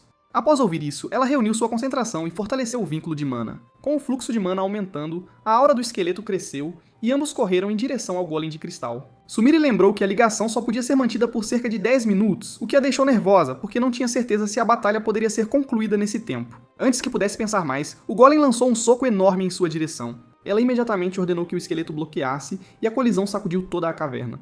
Quando a poeira baixou, o esqueleto ainda estava de pé, tendo parado o golpe, e revidou com um contra-ataque. Vendo isso, nosso garoto sentiu como se estivesse lutando junto com 2 corpos ao mesmo tempo e elogiou ela por mantê-los firmes. O golem ficou mais agressivo e começou a lançar ataques repetidos, mas o esqueleto suportou cada golpe enquanto ele o apoiava com controle preciso. Observando a troca, ela percebeu que o esqueleto estava se movendo de maneiras que ela nunca havia comandado antes, e entendeu que o verdadeiro poder por trás dele era a técnica dele guiando o fluxo. Enquanto o golem se concentrava no esqueleto, ele passou despercebido pela luta e moveu-se para o ponto cego dele. No momento certo, ele sinalizou que a abertura era suficiente e saltou para as costas do golem. Reunindo toda a sua força, concentrou seu poder em um golpe e desceu o punho com força esmagadora. O impacto sacudiu a caverna e o corpo gigante do golem rachou sob o golpe, fazendo parecer que a batalha finalmente havia terminado. Aliviada, ela torceu por ambos. E para sua surpresa, o esqueleto se virou para ela e levantou o polegar como se compartilhasse a vitória. A cena a emocionou, mas Song imediatamente disse para ela não relaxar ainda, porque a subjugação não havia terminado. Seu aviso confundiu Sumire no começo, mas no momento seguinte, ela sentiu um fenômeno estranho atrás dela. O chão tremeu e a caverna começou a estremecer. Ele murmurou que o caminho tinha se aberto exatamente como esperado e que a verdadeira luta estava prestes a começar. Quando a poeira baixou, vários golems de cristal apareceram de todas as direções e os cercaram, fazendo-a perceber quão séria a situação havia se tornado. Ela gritou que estavam completamente cercados e que o número de inimigos era muito grande. Ele observou a cena calmamente e notou que os golems haviam aparecido mais rápido do que ele esperava. O esqueleto já havia sofrido grandes danos na luta anterior, então não conseguiria suportar uma batalha direta por muito tempo. Romper a frente os exporia ao perigo, mas se ficassem à vista, os golems atacariam de todos os lados. Depois de pensar por um momento, ele decidiu que era mais seguro manter a parede atrás deles e enfrentar os inimigos de uma direção só. Ele disse para ela ficar para trás e usar o esqueleto para se defender enquanto ele abrisse um caminho primeiro. Ela tentou detê-lo, preocupada que ele fosse dominado sozinho, mas ele lembrou que um caçador precisava tomar a melhor decisão mesmo na pior situação. Segundo ele, um verdadeiro parceiro é alguém que confia nessa decisão. Depois de pedir que ela acreditasse nele, ele focou seus sentidos e no momento seguinte, seu corpo moveu-se tão rápido que parecia ter desaparecido. Ele avançou direto para a linha de frente dos golems e desferiu uma cadeia de ataques Savage Dragon, destruindo um após outro antes que pudessem reagir. Usando os corpos deles como apoio, atravessou-os em segundos e destruiu vários outros, deixando-a atônita com a velocidade do ataque. No entanto, em meio à luta, ele notou algo estranho. Os golems permitiam que ele acertasse suas cabeças com muita facilidade, e o dano não os parava como deveria. Assim que um deles caiu, levantou-se novamente e balançou o braço em direção a ele. Ele percebeu que a fonte de poder poderia não estar nas cabeças. Ao mesmo tempo, ela gritou um aviso enquanto mais golems atacavam por trás, os punhos já se movendo para esmagar. Um momento depois, nosso garoto exalou enquanto bloqueava os golpes a tempo. Ele pediu desculpas por preocupá-la e admitiu que havia assumido que o núcleo ficava na cabeça como na maioria dos golems. A situação lhe lembrou seu treinamento. Seu mestre havia explicado que golems com grandes quantidades de magia geralmente guardavam seu núcleo na cabeça ou no peito e que os caçadores normalmente miravam ali para encerrar a luta rapidamente. Mas ele também havia alertado que se o núcleo não estivesse em nenhum desses lugares, o inimigo poderia continuar se movendo, não importa quantas vezes fosse atingido. Nesse caso, a única maneira de vencer era encontrar a verdadeira fonte do poder em vez do corpo em si. Lembrando dessas palavras, Yuson garantiu a Sumire que ele se lembrava da fraqueza desses golems. Os golems encontrados aqui eram como uma ilusão, e a fonte da força deles, seu núcleo, provavelmente estava em algum lugar por aqui. Ele rapidamente olhou ao redor da caverna e se concentrou no fluxo de energia. Os golems à sua frente pareciam diferentes, como se estivessem sendo controlados apenas de algum outro lugar. Depois de perceber a direção da magia, ele finalmente notou uma presença forte mais profunda dentro da caverna e percebeu onde a verdadeira fonte estava localizada. Assistindo a cena da sala de monitoramento, Meilin soltou uma risada silenciosa, impressionada por ele ter percebido o truque da caverna de cristal tão rapidamente. Fora da caverna, o chão de repente tremeu, e um tremor poderoso se espalhou pela floresta. Os estudantes perto da entrada congelaram de medo, percebendo que algo incomum havia acontecido lá dentro. Sorriu imediatamente percebeu o que isso significava, e concluiu que o golem de cristal mais profundo na caverna devia ter despertado. Ele contou os grupos em sua cabeça e ficou irritado, pensando que com o número de equipes já enviadas, os golems não deveriam ter sido eliminados tão rapidamente. Ele se xingou por ter perdido uma passagem oculta, e suspeitou que havia uma rota que eles não tinham percebido. Enquanto os estudantes ainda estavam confusos, um sussurro se espalhou pelo acampamento dizendo que a situação estava ficando ruim para eles. Alguns sussurravam que o estudante transferido já havia passado pelo golem, o que apenas deixou os outros mais duvidosos. Então Sorryun cortou a conversa e disse para não fazerem um alvoroço por causa de rumores. Ele zombou da ideia de que 2 estudantes de classe F poderiam derrotar um golem e disse que os outros estavam deixando o medo dominar suas cabeças. Em vez de se preocupar com isso, ele os avisou para ficarem alertas contra ataques de estudantes de classificação mais alta que poderiam tentar aproveitar o caos. Ele rapidamente reorganizou os grupos, ordenando que uma equipe vigiasse os arredores enquanto outra verificava seu equipamento. Depois de um tempo, um dos estudantes retornou e perguntou o que deveriam fazer a seguir. Surhyun decidiu que a passagem dentro da caverna era muito estreita para enviar um grupo grande, então apenas os estudantes mais bem classificados entrariam com ele. Se algo realmente tivesse mudado lá dentro, ele queria ver por si mesmo. Ao mesmo tempo, no fundo da caverna, Yuson disse a Sumire para recuar enquanto ele usava sua habilidade na formação de cristal que havia sentido antes. Concentrando seu poder, ele lançou um golpe forte e quebrou a parede de cristal que bloqueava o caminho. Enquanto os fragmentos caíam, um painel de aviso apareceu de repente à sua frente, mostrando uma leitura de energia perigosa muito além do que ele esperava. O alerta continuava piscando, indicando que uma explosão de alto nível havia sido detectada adiante. Percebendo o perigo, ele gritou para Samir se abaixar imediatamente. No momento seguinte, um feixe de luz atravessou a passagem com uma força avassaladora, rasgando tudo em seu caminho. Quando a poeira finalmente baixou, ela olhou devagar para cima e viu que o esqueleto havia sido destruído ao tentar protegê-los. Ela procurou apressadamente por Yuseong, com medo do que poderia ver a seguir. Antes que pudesse falar, outro alerta apareceu em seu relógio, dessa vez avisando sobre um monstro de alto nível. A tela mostrou o nome de um golem de cristal de classificação 4. Quando ela se virou na direção do sinal, viu o monstro parado ali, seu corpo intacto e seu rosto torcido em um sorriso assustador enquanto a encarava diretamente. Memórias do passado de repente voltaram para Sumire. Ela se lembrou de uma manhã comum em casa quando seus pais a lembraram carinhosamente de se vestir bem antes de sair. Sua mãe exigiu que ela tomasse café da manhã, e a atmosfera calma e cuidadosa a fazia sentir-se segura ao sair para a escola. Na rua coberta de neve, seus amigos correram até ela por trás e a cumprimentaram alegremente. Eles brincaram entre si sobre a prova escrita e agradeceram por ela ter ajudado nos estudos, dizendo que só passaram porque ela os havia orientado. Ouvir isso a deixou feliz, e ela riu junto com eles enquanto caminhavam para a escola. No saguão, ela esbarrou em Ishin, um dos melhores estudantes. Ele mencionou que estava surpreso e elogiou seu bom desempenho, incentivando-a a continuar se esforçando. Os outros ficaram chocados ao ouvir os elogios de alguém como ele, o que fez o momento parecer ainda mais especial.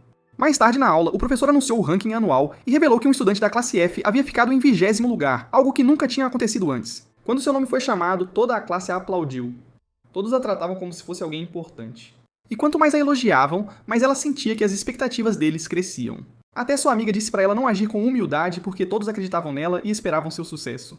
Ela disse que ela poderia ser aceita na Academia Shotan no futuro. Ouvir aquelas palavras a deixou feliz, mas ao mesmo tempo, ela sentiu que poderia estar sendo gananciosa demais para o que merecia. Outra memória surgiu, desta vez do dia em que entrou em uma masmorra com seus colegas de classe. Antes da missão começar, o instrutor os lembrou que os caçadores sempre estavam na linha entre a vida e a morte, e que saber o momento de recuar também era parte de ser forte. Ele disse que a segurança deles era o mais importante porque eles eram o futuro do mundo dos caçadores.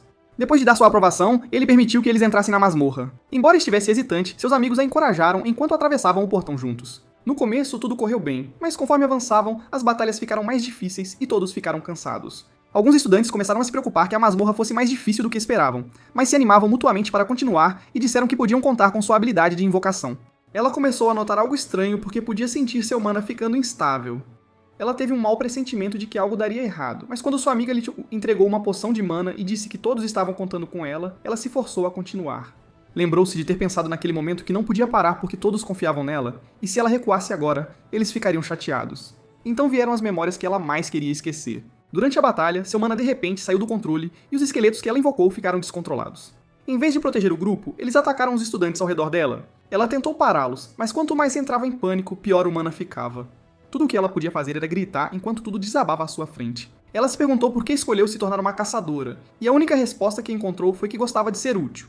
Gostava de se esforçar ao máximo, ser elogiada e ter pessoas que dependessem dela. Esse sentimento a fez se esforçar além do que deveria. A memória terminou quando o presente voltou.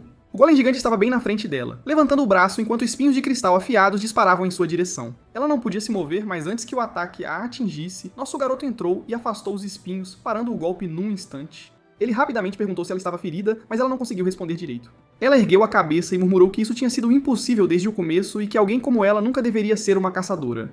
Por mais que tentasse, ela sempre falhava no momento em que mais era necessária. Lágrimas encheram seus olhos enquanto ela se desculpava e dizia que não achava que poderia continuar mais. Suas palavras sobre desistir não pararam por aí. Ela se lembrou de que ele uma vez perguntou por que ela veio para Go-On, revelando que era porque queria mudar. Agora de pé em frente ao golem, ela percebeu que a verdadeira razão era diferente. Ela só queria fugir do passado porque escapar parecia mais fácil do que enfrentar seus próprios erros. Por um tempo, tudo havia corrido bem. Ela se divertiu, fez amigos e se sentiu feliz dando o seu melhor, mas essa felicidade só a fazia sentir como se estivesse fingindo ser alguém melhor do que realmente era. Quanto mais pensava nisso, mais acreditava que nada mudaria, não importava para onde fosse. No fim, ela sempre fugia quando as coisas ficavam difíceis, e por isso se chamava de covarde.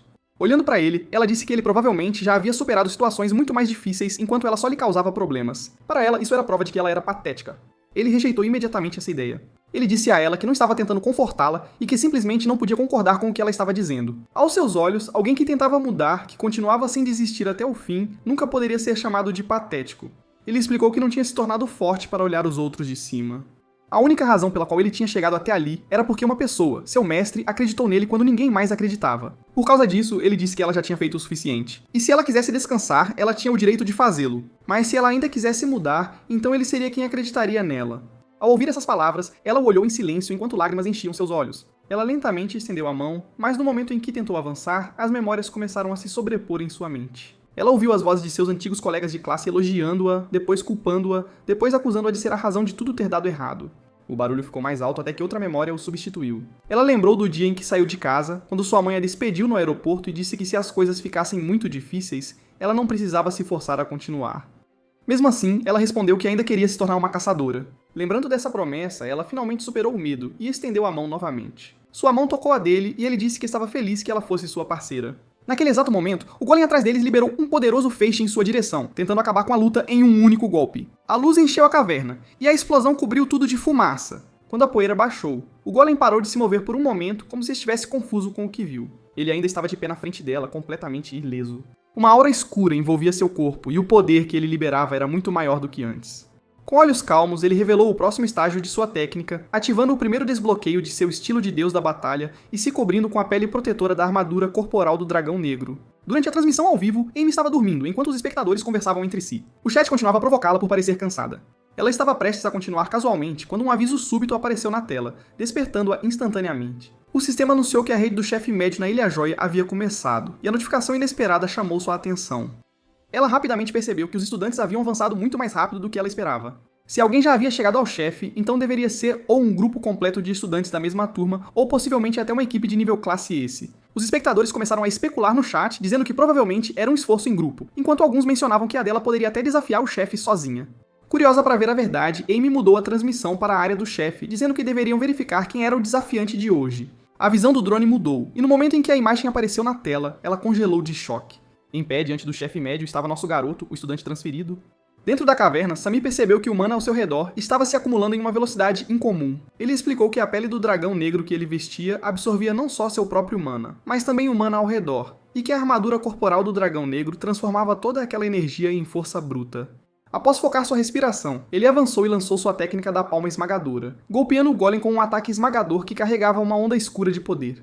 O impacto enviou uma onda negra pela caverna enquanto o ataque forçava sua entrada no corpo de cristal. Sumire assistiu incrédula enquanto o golem tentava absorver a energia como antes, mas ele calmamente disse que até o golem tinha um limite. Se algo continuasse absorvendo mais poder do que podia suportar, a placa eventualmente quebraria. O golem continuou absorvendo a energia, mas seu corpo começou a tremer, mostrando que o fluxo havia se tornado instável. Ele percebeu que a mesma regra se aplicava ao monstro, e o poder acumulado foi absorvido enquanto a aura escura perfurava diretamente seu núcleo. Yu Seong admitiu que derrotá-lo sozinho teria sido difícil, mas desta vez ele não lutava sozinho. Ao ouvir isso, ela sentiu a conexão entre eles mais claramente do que antes. Ela podia sentir seu mana, seu batimento cardíaco e a confiança que ele depositava nela. Pela primeira vez, ela aceitou que realmente tinha dado o seu melhor, e que seus fracassos passados não decidiam tudo. Com esse pensamento, ela fortaleceu seu mana sem hesitação. Ela decidiu que não fugiria mais.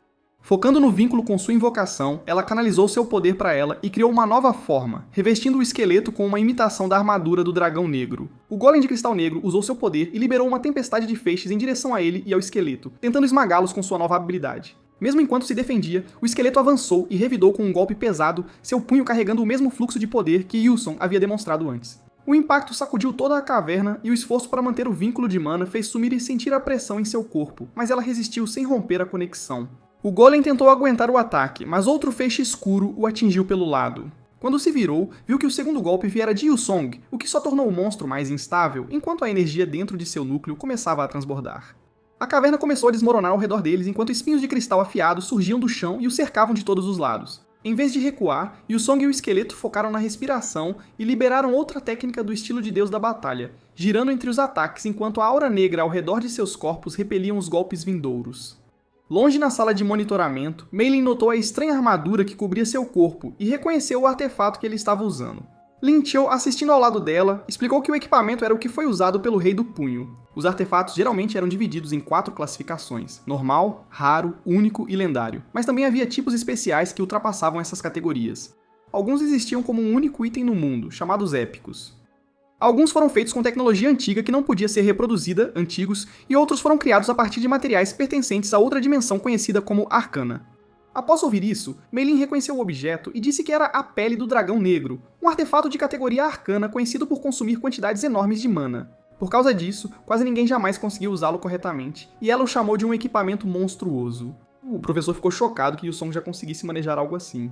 Dentro da caverna, ele sentiu o poder da armadura se espalhar por seu corpo. A cor escura que o envolvia parecia vazia à primeira vista, mas para ele era diferente. Preto não é a ausência de cor, mas algo que tenta aceitar tudo sem rejeitar nada, pois é uma cor muito quente. Essa calidez permitiu que ele absorvesse o mana transbordante sem perder o controle. Aproveitando a abertura, o esqueleto avançou apressado e socou diretamente o núcleo do golem. O corpo gigante cambaleou, mas mesmo assim, o monstro forçou sua força e desferiu um golpe contra Yu Seong, tentando esmagá-lo completamente. Yusong não se moveu do lugar. Com foco calmo, ele reuniu seu poder e liberou o golpe final de seu estilo, infinito. A lua negra enfrentando o ataque de frente. A colisão quebrou o punho do golem instantaneamente, e a força continuou por seu corpo até que o núcleo perdeu toda a sua energia. A esfera de cristal rachou e depois desapareceu enquanto a forma gigante desmoronava em pó. Por um momento, a caverna ficou completamente silenciosa. Na transmissão ao vivo, Amy ficou olhando para a tela sem falar, e os estudantes receberam uma notificação que os deixou em choque. Um painel do sistema apareceu no ar confirmando o resultado de que o chefe da Área Joia 2, o Golem Gigante de Cristal, havia sido subjugado. Depois que o Golem Gigante desapareceu, um cristal brilhante permaneceu onde estava seu núcleo. Quando ele o pegou, um painel do sistema apareceu confirmando que eles haviam obtido o núcleo do Golem Gigante de Cristal e ganhado 900 pontos. Ao ver o número, Sumire ficou muito animada, e Yuson comentou que com essa quantidade eles poderiam alcançar o nível dos sets. Antes que pudessem relaxar, uma voz atrás deles disse que o resultado só teria importância se eles conseguissem sair da caverna em segurança. Quando se viraram, Su-hyun e os outros estudantes já estavam de pé, bloqueando o caminho. Ele admitiu que não esperava que eles derrotassem o Golem, o que os fez mudar os planos. Em vez do Golem, eles iam caçá-los. Sumire protestou, lembrando que ele havia permitido que eles lutassem contra o Golem, mas Su-hyun respondeu que só tinha prometido que eles poderiam lutar contra ele primeiro. Ele nunca disse que os deixaria sair com os pontos. Segundo ele, isso não era uma ameaça, mas simplesmente a realidade do teste. Enquanto falava, liberou sua habilidade e formou um grande dragão de água que encheu a caverna de pressão. O ataque avançou em direção a eles, exigindo que entregassem seus bolsos. O esqueleto deu um passo à frente para bloquear o golpe, mas a água se reuniu novamente, quebrou sua defesa e destruiu a invocação em um único golpe. Vendo isso, Samir ficou congelado de choque. Os outros estudantes apontaram que os dois deviam ter usado quase todo o seu mana lutando contra o Golem e lhes disseram para desistirem antes que a situação piorasse. Samir observou que seu mana estava quase vazio, e ela percebeu que não podia usar nenhuma de suas habilidades. Quando olhou para Yu Seong, esperando que ele também estivesse encurralado, surpreendeu-se ao vê-lo sorrindo calmamente. Ele disse que eles já tinham pontos suficientes e não havia motivo para continuar lutando. Era hora de partir. Su-hyun zombou de suas palavras e perguntou se eles planejavam correr, lembrando que o caminho atrás deles estava bloqueado e não havia para onde escapar. Em vez de responder diretamente, ele segurou sua mão e disse que o caminho que eles seguiriam não era no chão. Era o céu ilimitado. Mas Su-hyun imediatamente usou seu vórtice aquático. Uma lança de água avançou para submergi-los no lugar. Mas antes que o ataque pudesse atingir, eles já haviam desaparecido, deixando Su-hyun boquiaberto.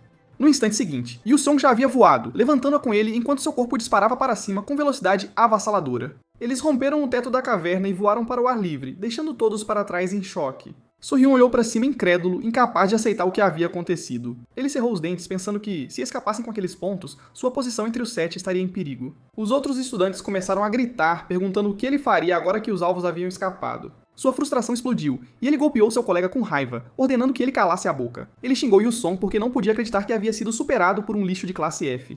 Sumire abriu os olhos lentamente e congelou ao ver nada além do céu aberto ao seu redor. Por um momento, ela não conseguiu entender onde estava, e quando olhou para baixo, o chão parecia impossivelmente distante. O medo percorreu seu corpo ao perceber que estavam em pé no alto da ilha. Ele manteve o equilíbrio no ar calmamente usando sua concentração aumentada para pisar como se o próprio céu fosse chão sólido. Segurando sua mão, ele disse para ela ficar perto e não soltar porque perder o equilíbrio naquela altura a faria cair. Ela tentou se acalmar e seguiu seus passos cuidadosamente, embora suas pernas tremessem toda vez que olhava para baixo. Ele murmurou que talvez tivesse pulado um pouco mais alto do que o esperado, mas ela respondeu que, lá de cima, a ilha toda parecia pequena. Ao ouvir isso, ele disse que uma vez que descessem, tudo teria acabado. Ela entendeu que ele se referia ao teste, e o pensamento a fez sentir estranhamente quieta. Ele elogiou seu desempenho. Mas em vez de se sentir orgulhosa, ela percebeu que quando o exame terminasse, talvez não passassem tanto tempo juntos. Enquanto pensava nisso, seu pé escorregou. Sua mão afrouxou. E antes que pudesse reagir, perdeu o aperto e começou a cair. A queda repentina fez gritar, mas no momento seguinte, ele segurou seu braço e a puxou para trás antes que pudesse cair mais. Depois de ter certeza de que ela estava segura, ele perguntou se ela tinha gostado do teste. Ela hesitou antes de responder. Admitiu que tinha sido divertido, mais divertido do que esperava, por isso o pensamento de que acabasse a incomodava. Ele respondeu que a maioria das pessoas não gosta de finais porque eles tornam tudo incerto. O futuro poderia trazer satisfação, decepção, felicidade ou arrependimento, e ninguém poderia saber qual seria. Mesmo assim, ele disse que os finais não eram algo a temer porque permitiam às pessoas apreciarem o que viveram e lhes davam a chance de recomeçar. Naquele momento, um painel do sistema apareceu no ar anunciando que o teste havia oficialmente terminado e que as classificações finais seriam reveladas. Os nomes apareceram um após outro e o resultado chocou todos os que assistiam. O primeiro lugar foi para Yu-sung. O segundo lugar ficou com Samir, enquanto o terceiro foi a dela. Na transmissão ao vivo, Amy não conseguia esconder a surpresa, incapaz de acreditar que a aluna transferida havia superado até a dela. Na academia, o diretor assistia ao resultado em choque, claramente impressionado com o que havia acontecido. Entre os estudantes, Si-woo e Hania ficaram boquiabertos após verem a classificação, percebendo que eles dois haviam oficialmente se tornado membros do 7. Não muito longe, Hyun olhou para a tela com um sorriso discreto e comentou que para alguém que um dia fora um fracasso, o resultado não estava nada mal. Após o término do teste, todos os estudantes se reuniram no salão da academia para o anúncio oficial. O diretor ficou na frente e declarou que aquele dia seria lembrado com orgulho, porque a Academia Gaon havia alcançado novamente resultados excepcionais no teste de avaliação. Ele elogiou o esforço e talento dos estudantes, dizendo que o desempenho deles havia feito o nome da academia brilhar ainda mais. Entre todos os resultados, disse que os que mereciam mais reconhecimento eram os membros do SET. Quando pediu para todos os receberem com aplausos, o salão se encheu de palmas enquanto os nomes eram anunciados. Quando os nomes de Yusong e Sumire foram chamados, os estudantes começaram a cochichar incrédulos, dizendo que era a primeira vez na história da academia que alunos da classe F haviam entrado no SET. O diretor elogiou, dizendo que a conquista deles poderia se tornar um exemplo para o resto da escola. Nem todos ficaram felizes com o resultado. Yuna assistia a reação com o rosto irritado, mas quando percebeu Su-hyun sentado silenciosamente com a face dura, um leve sorriso apareceu. Um momento depois, eles estavam saindo do salão e ela se aproximou de Su-hyun sem esconder sua diversão. Ela apontou perguntando se ele não era um membro do SET da classe A, mas corrigiu-se dizendo que ele já não fazia mais parte do SET.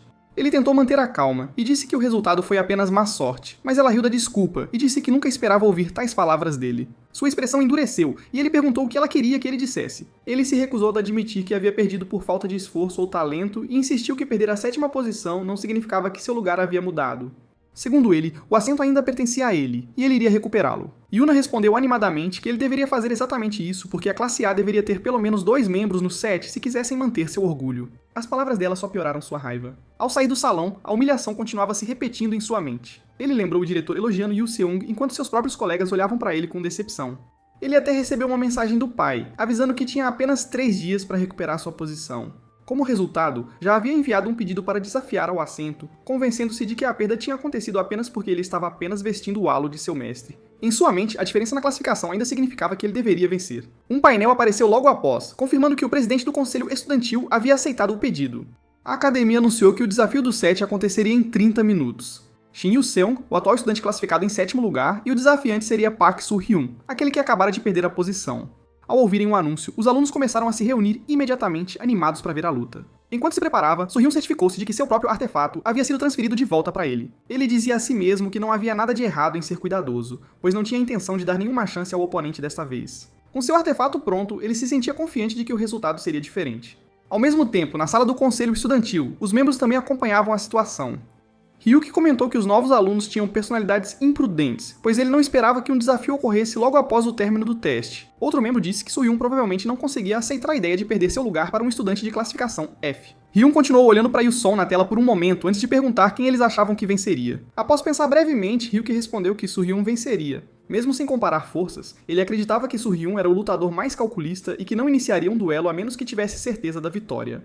Os outros concordaram, dizendo que o aluno transferido talvez tivesse tido sorte até agora, mas desta vez, o oponente não cometeria erro algum. Hyun ouviu as opiniões deles e sorriu levemente, perguntando se era isso que estavam pensando. A arena foi preparada enquanto Amy começava a transmitir o evento, anunciando que este seria o primeiro desafio do SET do ano. Ela apontou que tal desafio nunca havia sido realizado imediatamente após um exame, o que tornava a situação ainda mais incomum. O desafiante era Soo-hyun da classe A.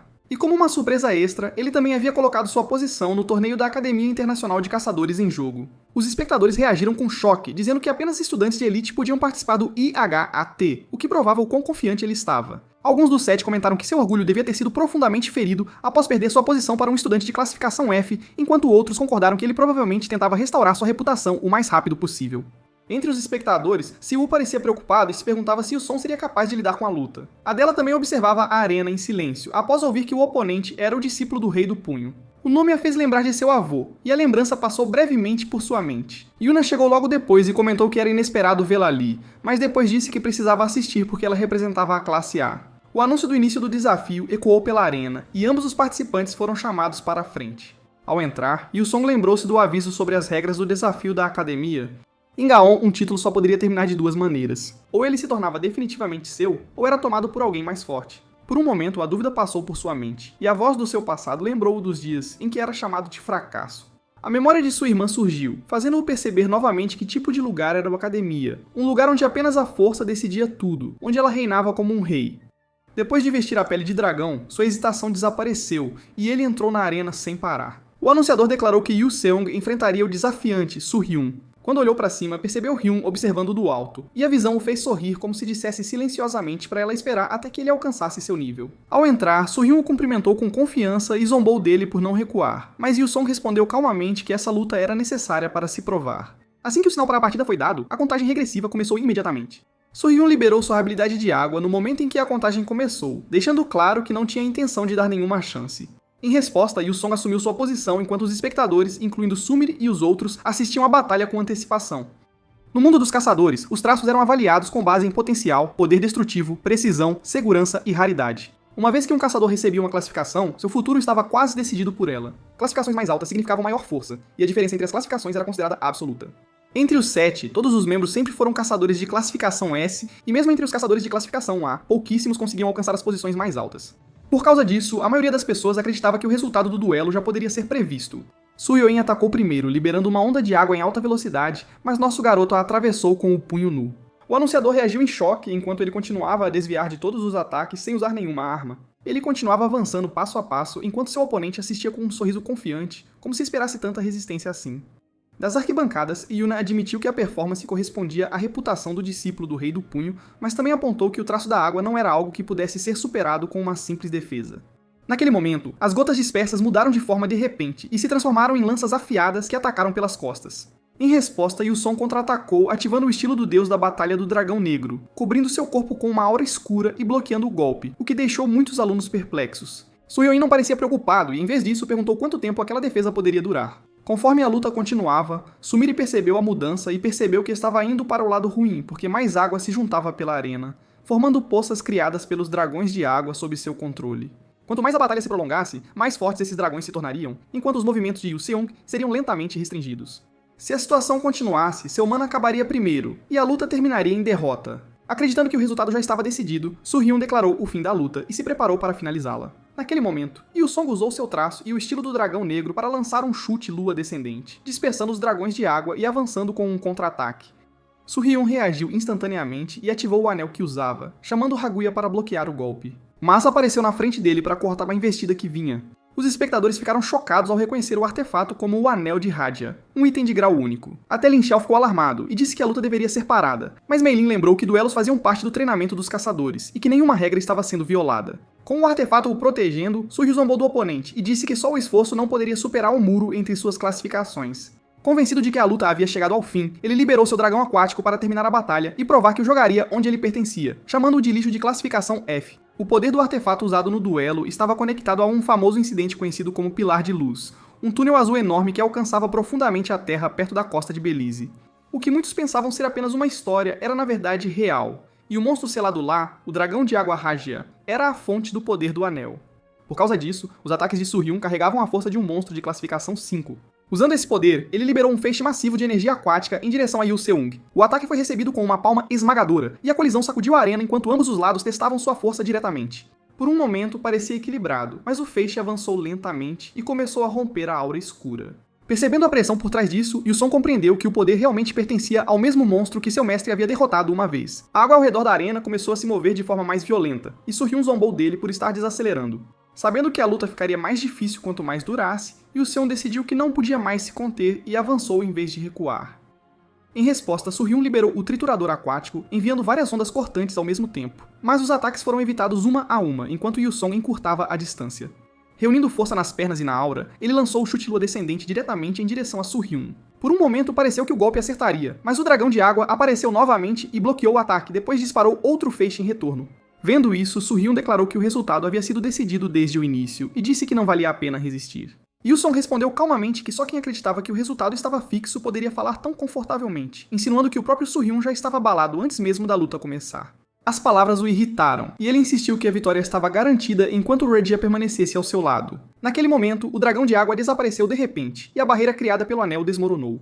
A mudança inesperada o deixou atordoado, incapaz de entender o que havia acontecido. Yu-song disse que nem todo esforço é recompensado e que algumas pessoas aceitam os limites com muita facilidade. Soo-hyun recusou-se a aceitar e gritou que não havia como seu poder ser destruído, especialmente não por alguém da classe F. Antes que pudesse terminar, um soco acertou direto seu estômago, rompendo completamente a barreira e encerrando a luta. Yu-song declarou que não tinha intenção de deixar ninguém decidir seu destino por ele. Das arquibancadas, Ryun observava a cena com interesse e sorria, sentindo como se aquelas palavras também tivessem sido dirigidas a ela. Logo depois, o resultado foi anunciado. Soo-hyun havia perdido o 7º desafio e Yu-seong manteria sua posição. Como Soo-hyun havia colocado sua vaga no torneio como garantia, a vitória também lhe concedeu o ingresso para o torneio da Academia Internacional de Caçadores, uma competição global organizada pela Associação dos Caçadores, onde o vencedor poderia ganhar grande riqueza e artefatos raros.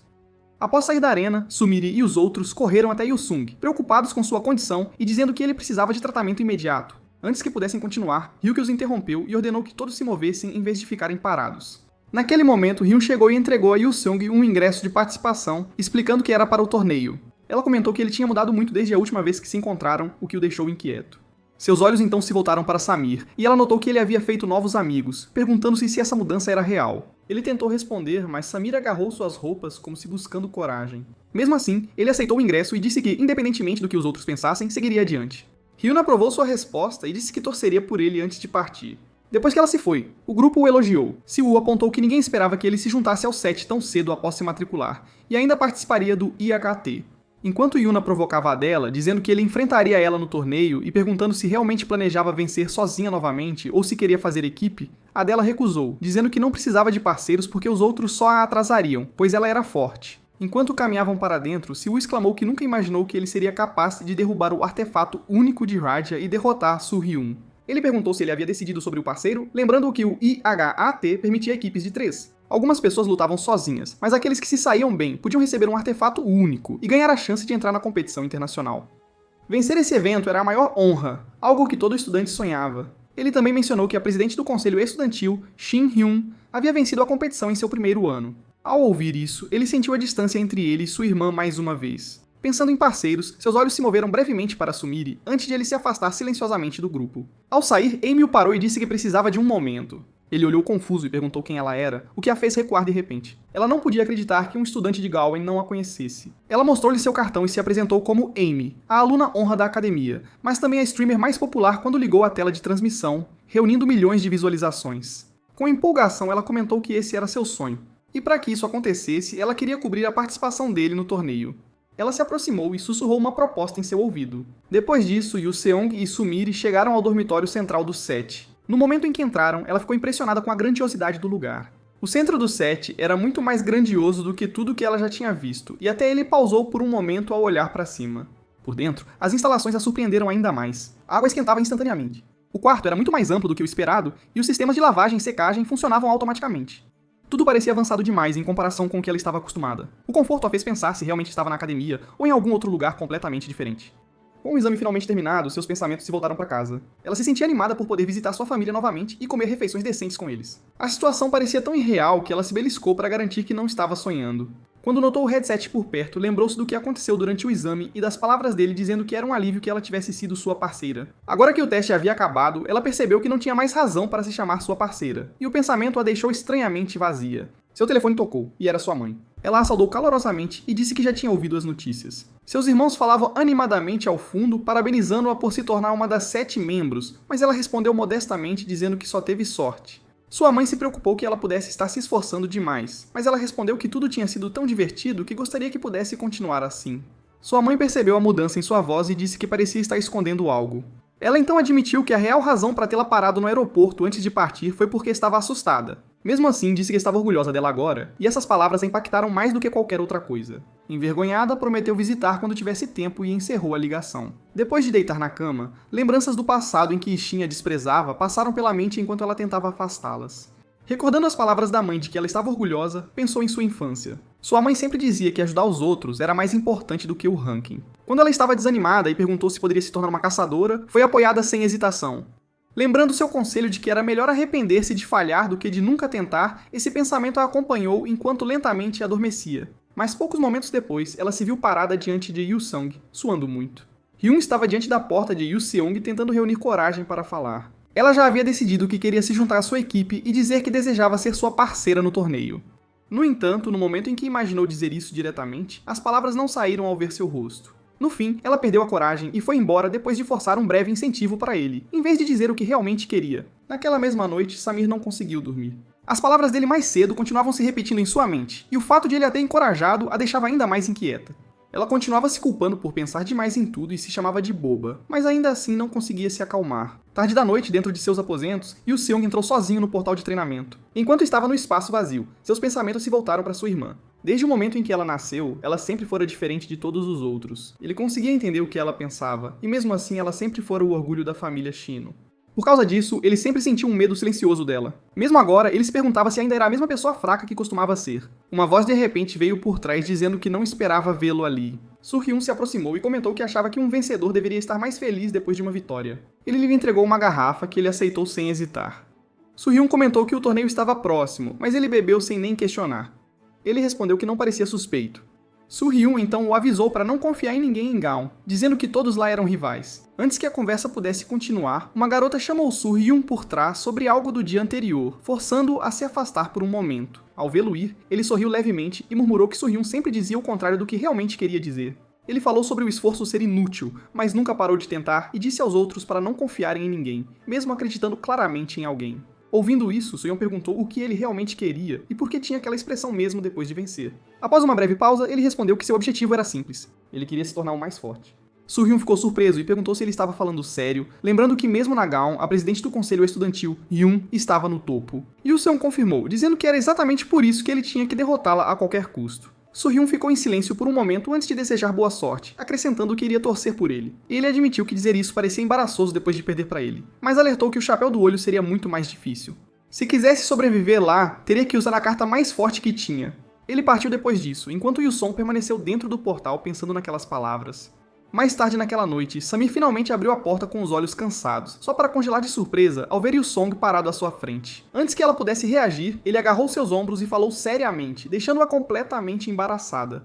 Com expressão firme, ele perguntou se ela poderia ajudá-lo. Ainda confusa e pega no momento, ela concordou sem pensar, depois tentou agir calma rapidamente e disse que não era nada. No entanto, não conseguiu esconder sua curiosidade e perguntou que tipo de ajuda ele precisava dela. Dentro de uma masmorra de classe média de rank 4, conhecida como a Floresta dos Espíritos, Samir olhou ao redor, chocada com a paisagem sombria cheia de sepulturas e mortos-vivos vagando. Ele lembrou que Su-hyun já tinha mencionado onde a competição NHIT aconteceria. Ela lembrou que a zona de perigo ali era chamada de Cemitério do Desespero, um lugar cheio com 14 tipos de monstros mortos-vivos com um Lich como chefe. Ele explicou que era exatamente por isso que a trouxe até ali. Eles praticariam com antecedência nas mesmas condições. Ela sugeriu que poderia tentar controlar mortos-vivos, como ghouls ou esqueletos, já que no máximo podia normalmente invocar 3 de uma vez. Ele respondeu que iriam além disso. Naquele momento, o chão tremeu e inúmeros mortos-vivos surgiram da névoa, formando um exército massivo.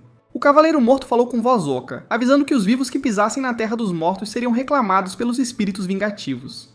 Só de ver aquilo, ela congelou e perguntou se aqueles realmente eram os mortos-vivos que deveria fazer com que ela invocasse. Ele confirmou calmamente e avançou. Ele avançou direto contra o exército sem hesitar. Diferente do exame, ele não se conteve em nada. Em uma única investida, esmagou os esqueletos um após o outro, e com a palma do dragão, destruiu instantaneamente o líder dos mortos-vivos. Depois de abrir caminho, ele disse que era a vez dela e ordenou que fizesse um contrato antes que o Cavaleiro das Trevas pudesse se regenerar. Ela hesitou, chocada por o alvo ser um Cavaleiro das Trevas, um chefe de rank 4. Ela lembrou que da última vez que tentou algo semelhante, seu mana ficou descontrolado. Ele explicou que era exatamente por isso que escolheu essa masmorra. O colega de seu mestre já enfrentou o mesmo problema.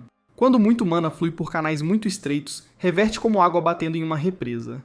Não era uma falha, mas uma prova de que seu mana era muito maior que o normal. Em vez de temer, ela precisava conquistar isso e deixar o poder fluir para fora. Ele garantiu que mesmo se falhasse ou perdesse o controle, não faria diferença. Poderiam repetir a tentativa quantas vezes fossem necessárias. Ouvindo isso, ela se forçou a avançar.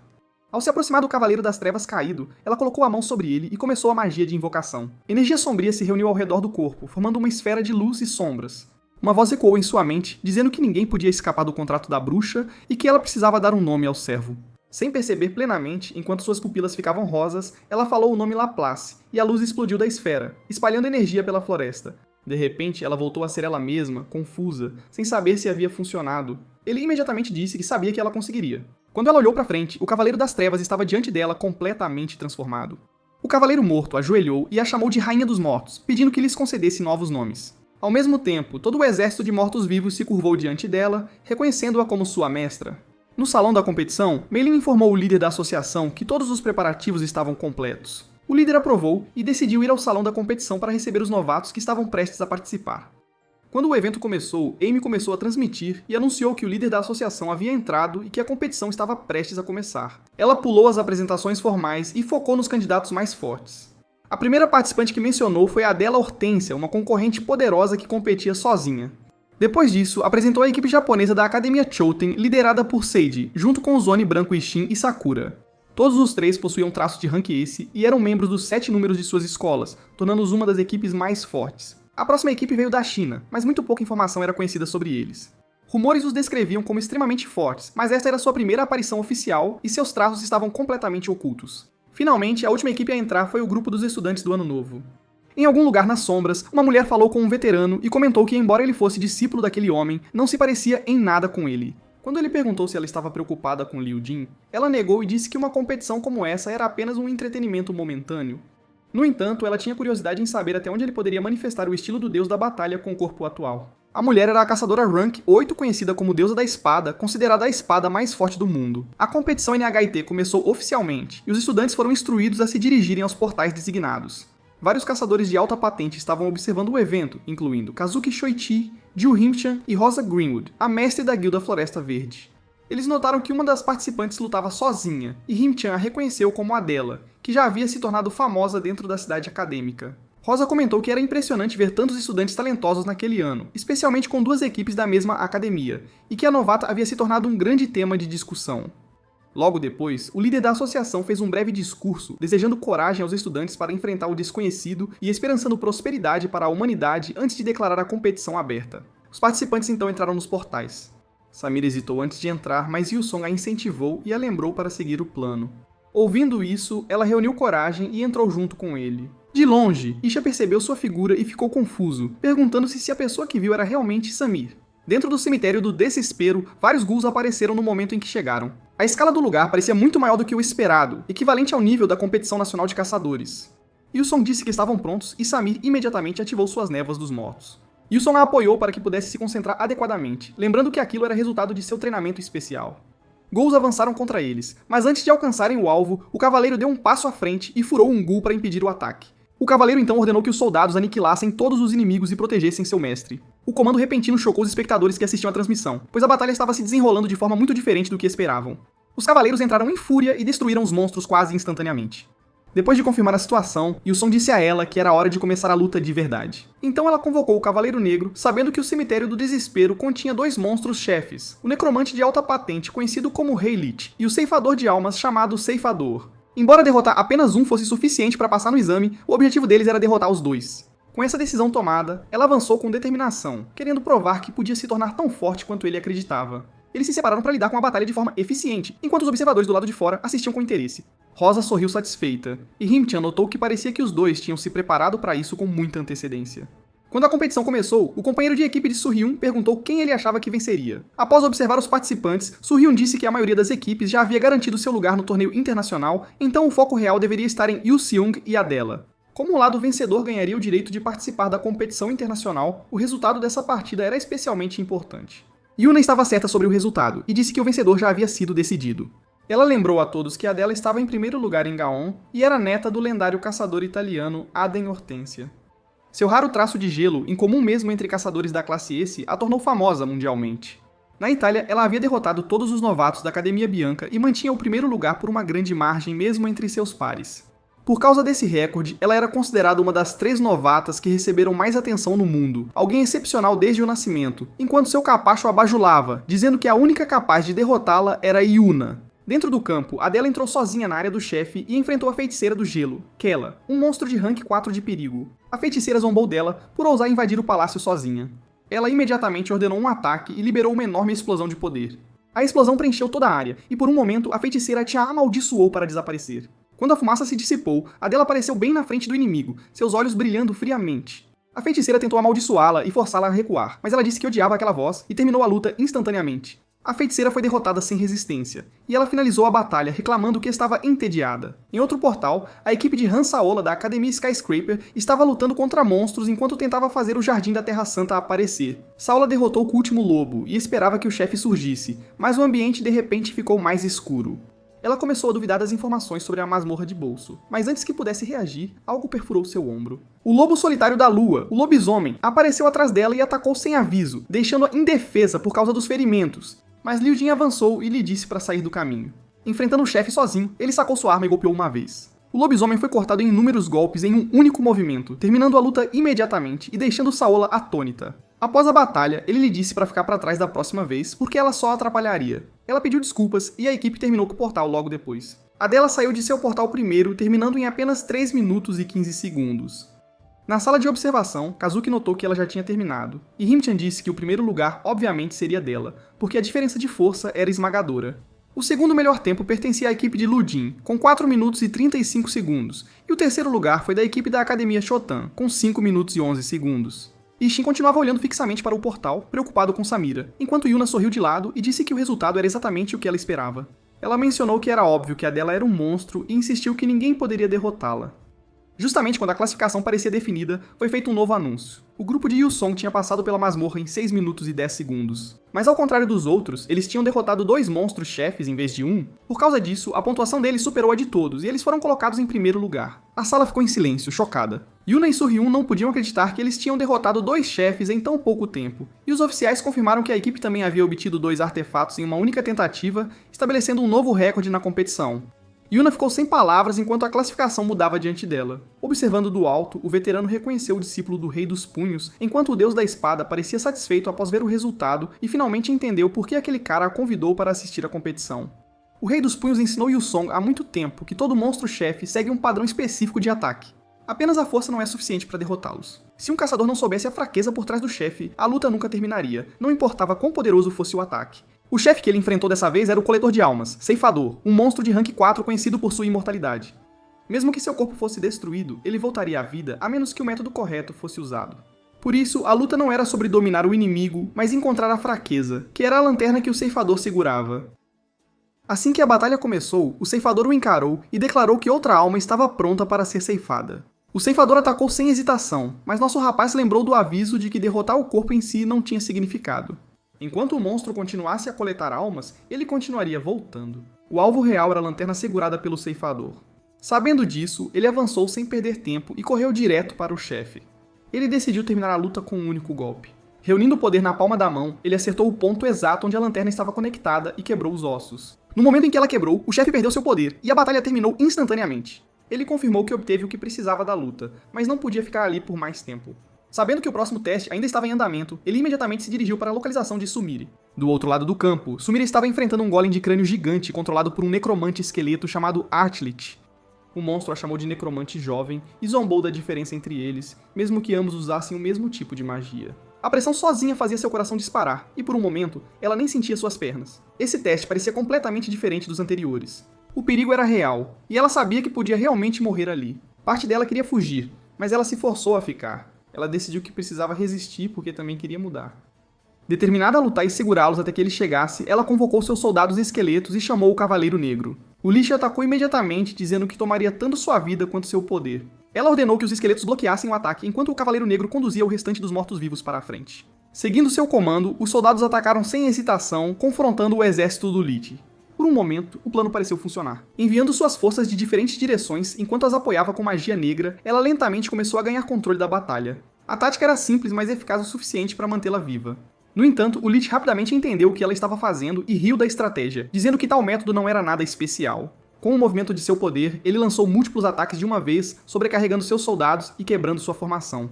O campo de batalha desabou num instante e ela se viu encurralada sem saída.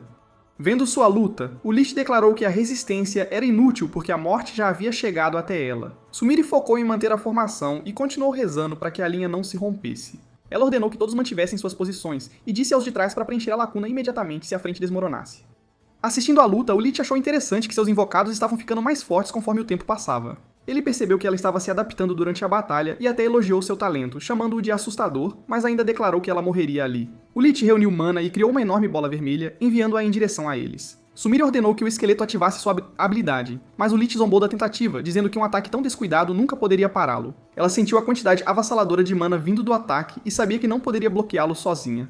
Mesmo assim, ela percebeu que as defesas dele haviam enfraquecido após usar tanto poder. Acreditando que essa era sua única chance, decidiu gastar todo o seu mana se fosse necessário e ordenou ao Cavaleiro das Trevas que avançasse. O Cavaleiro das Trevas forçou seu caminho através do ataque enquanto avançava. O Lich admitiu que o golpe foi impressionante, mas disse que nunca quebraria a barreira do golem de crânio que o protegia. Naquele momento, ela comandou que o esqueleto agisse. O esqueleto apareceu de repente acima do Lich, pegando-o de surpresa, então usou a técnica imitação da Lua Negra e causou grandes danos. Embora ferido, o Lich permaneceu calmo e disse que o ataque havia sido perigoso, mas não suficiente. Ele não sabia qual técnica foi usada, mas seu corpo ainda podia suportá-la. Declarou que os ataques deles não funcionariam mais e ativou a nuvem do desespero. Uma enorme chama negra se espalhou e derreteu os soldados mortos-vivos como ácido. Ele explicou que desencantar era uma habilidade básica e que tudo o que restava agora era pura mana. Enquanto consumia o poder, sentiu seu corpo mudando e evoluindo, dizendo que necromantes mais fracos não passavam de alimento para os fortes. Após a metamorfose, decidiu eliminar primeiro o oponente mais problemático e investiu contra o Cavaleiro da Morte. Sumire rezou para que ele aguentasse mais um pouco, mas a espada do Lich atravessou o cavaleiro e o estilhaçou em pedaços. Mesmo após ver seu invocado mais forte cair, ela permaneceu calma porque tudo tinha acontecido conforme o plano. O Lich riu e disse que o poder do artefato havia decidido a batalha e que para ela estava acabado. Contudo, ela respondeu que havia esperado por aquele momento. Naquele instante, uma voz revelou que após a metamorfose, a defesa física do Rei Lich na verdade se tornava mais fraca. Yu Seong apareceu de repente à sua frente e parou o ataque que vinha chegando. Ele elogiou-a por ter resistido até agora e disse que o resto ela podia deixar com ele. O Lich ficou furioso e exigiu saber como seu golpe havia sido bloqueado. Mas antes que ele pudesse reagir, Yu Seong explicou que lutar contra um Lich morto-vivo era complicado para um artista marcial. Mas quando a batalha se transformava em pura resistência, o resultado seria diferente. Ele chutou a esfera que o Lich havia criado e se aproximou em um instante. Com um único golpe decisivo, ele despedaçou o corpo do Lich e terminou a luta completamente. A batalha terminou com ambos os chefes eliminados. Quando as recompensas apareceram, Yu Seong obteve um artefato único chamado o Anel Imortal. Sumire ficou animada e o parabenizou, mas ao olhar para o anel, ele disse que combinava mais com ela. Ela tentou recusar, dizendo que era valioso demais, mas ele insistiu porque já possuía equipamentos que poderia usar. Sem hesitar, ele mesmo colocou o anel em seu dedo. Ao ver isso, ela sentiu que o momento parecia estranhamente semelhante a um casamento, o que deixou o ambiente embaraçoso para ela por um instante. Logo depois, o resultado foi anunciado no estádio. Em sua primeira aparição, os novatos de Gaon derrotaram 2 chefes ao mesmo tempo e estabeleceram um novo recorde com uma eliminação dupla. Quando a classificação mudou, Adela percebeu que havia perdido e ficou em choque com o resultado inesperado. Após derrotar ambos os adversários de uma vez, a equipe recebeu pontos em dobro e o dobro de artefatos. O resultado inesperado chocou a todos, pois os novatos haviam derrotado os mais proeminentes rookies e conquistado o campeonato. Os vencedores foram recompensados com 2 artefatos, um grande prêmio e ingressos de classificação para a competição internacional. Os espectadores não podiam esconder a descrença de que caçadores rank F tivessem derrotado caçadores rank S com um ataque duplo coordenado. So-hyun ficou atônito, incapaz de acreditar no resultado, enquanto o diretor demonstrava claro entusiasmo. Entre os convidados, o CEO da Guilda Baon, Kim Jin-chaol, comentou que outro Hulk assustador havia aparecido em Gaon. A CEO da Guilda Brilliant, Jin Sung-ya, acrescentou que o garoto já era bom o suficiente para ser enviado a batalhas de verdade.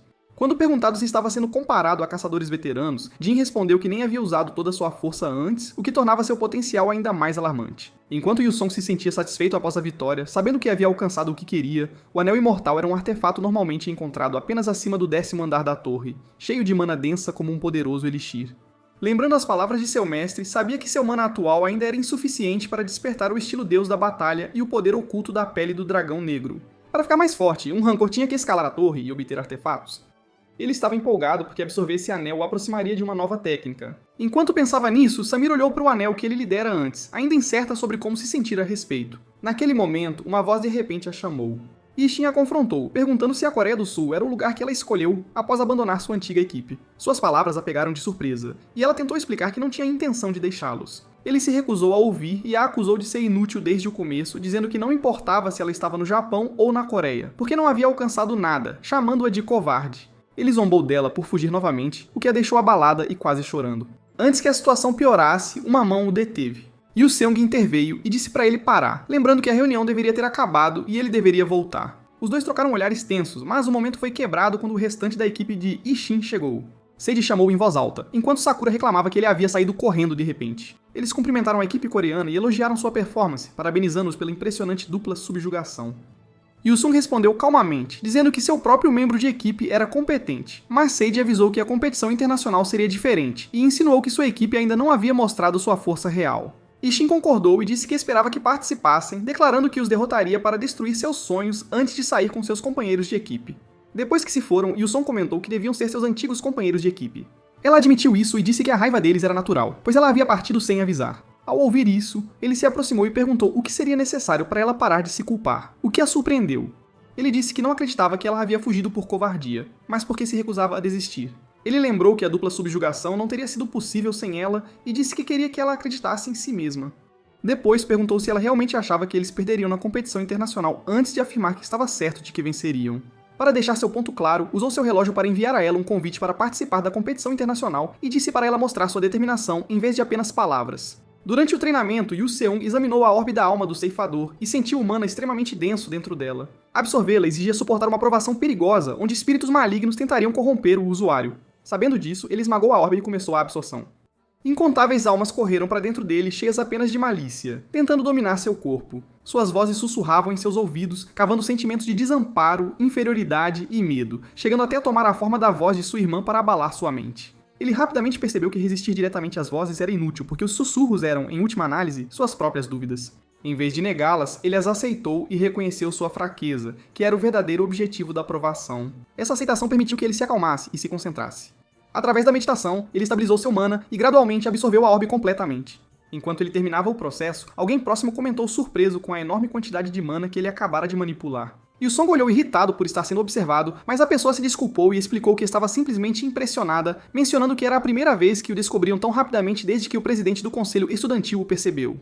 Ele se apresentou como Min Seong-woo e disse que era raro ver alguém crescer tão rápido. Pedindo para ele ir direto ao ponto, Min Seong-woo ofereceu-lhe um cargo no conselho estudantil, explicando que era o grupo mais seleto de Gaon e que vencer a classificatória internacional logo após a matrícula o tornava mais do que qualificado.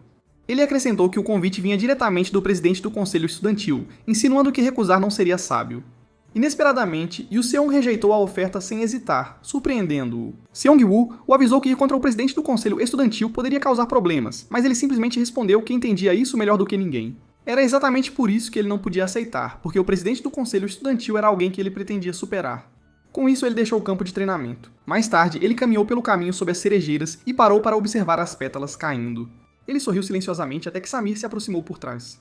Seguindo na mesma direção do dormitório, os dois caminharam juntos. Enquanto olhava para as flores, ela mencionou que as cerejeiras estavam caindo e informou Yu Sung que elas floresciam apenas por 2 semanas a cada ano. Quando ele perguntou se isso a deixava triste, ela balançou a cabeça e disse que o curto tempo só as tornava mais bonitas.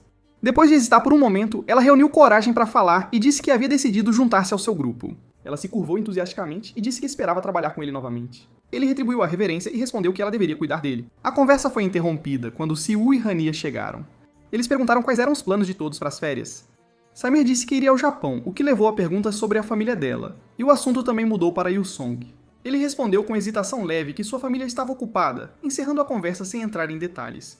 Em outro lugar, o diretor revisava os candidatos para a próxima missão e pensava tanto em Adela quanto nele. Em termos de habilidade, qualquer um poderia representar o país, então a única questão era qual deles era mais adequado. Após considerar cuidadosamente, o diretor sorriu, já tendo tomado sua decisão. Logo depois, enquanto Yuna fazia compras intensamente, ela recebeu uma mensagem do diretor designando-lhe uma missão conjunta com Yu Sung. Ao ver a notificação, ela sorriu com interesse e pensou que a próxima missão seria divertida. Bem pessoal, esse é o fim do vídeo. Se gostou, comente para a próxima parte, se inscreva no canal e deixe o like. Obrigado por assistir e até a próxima.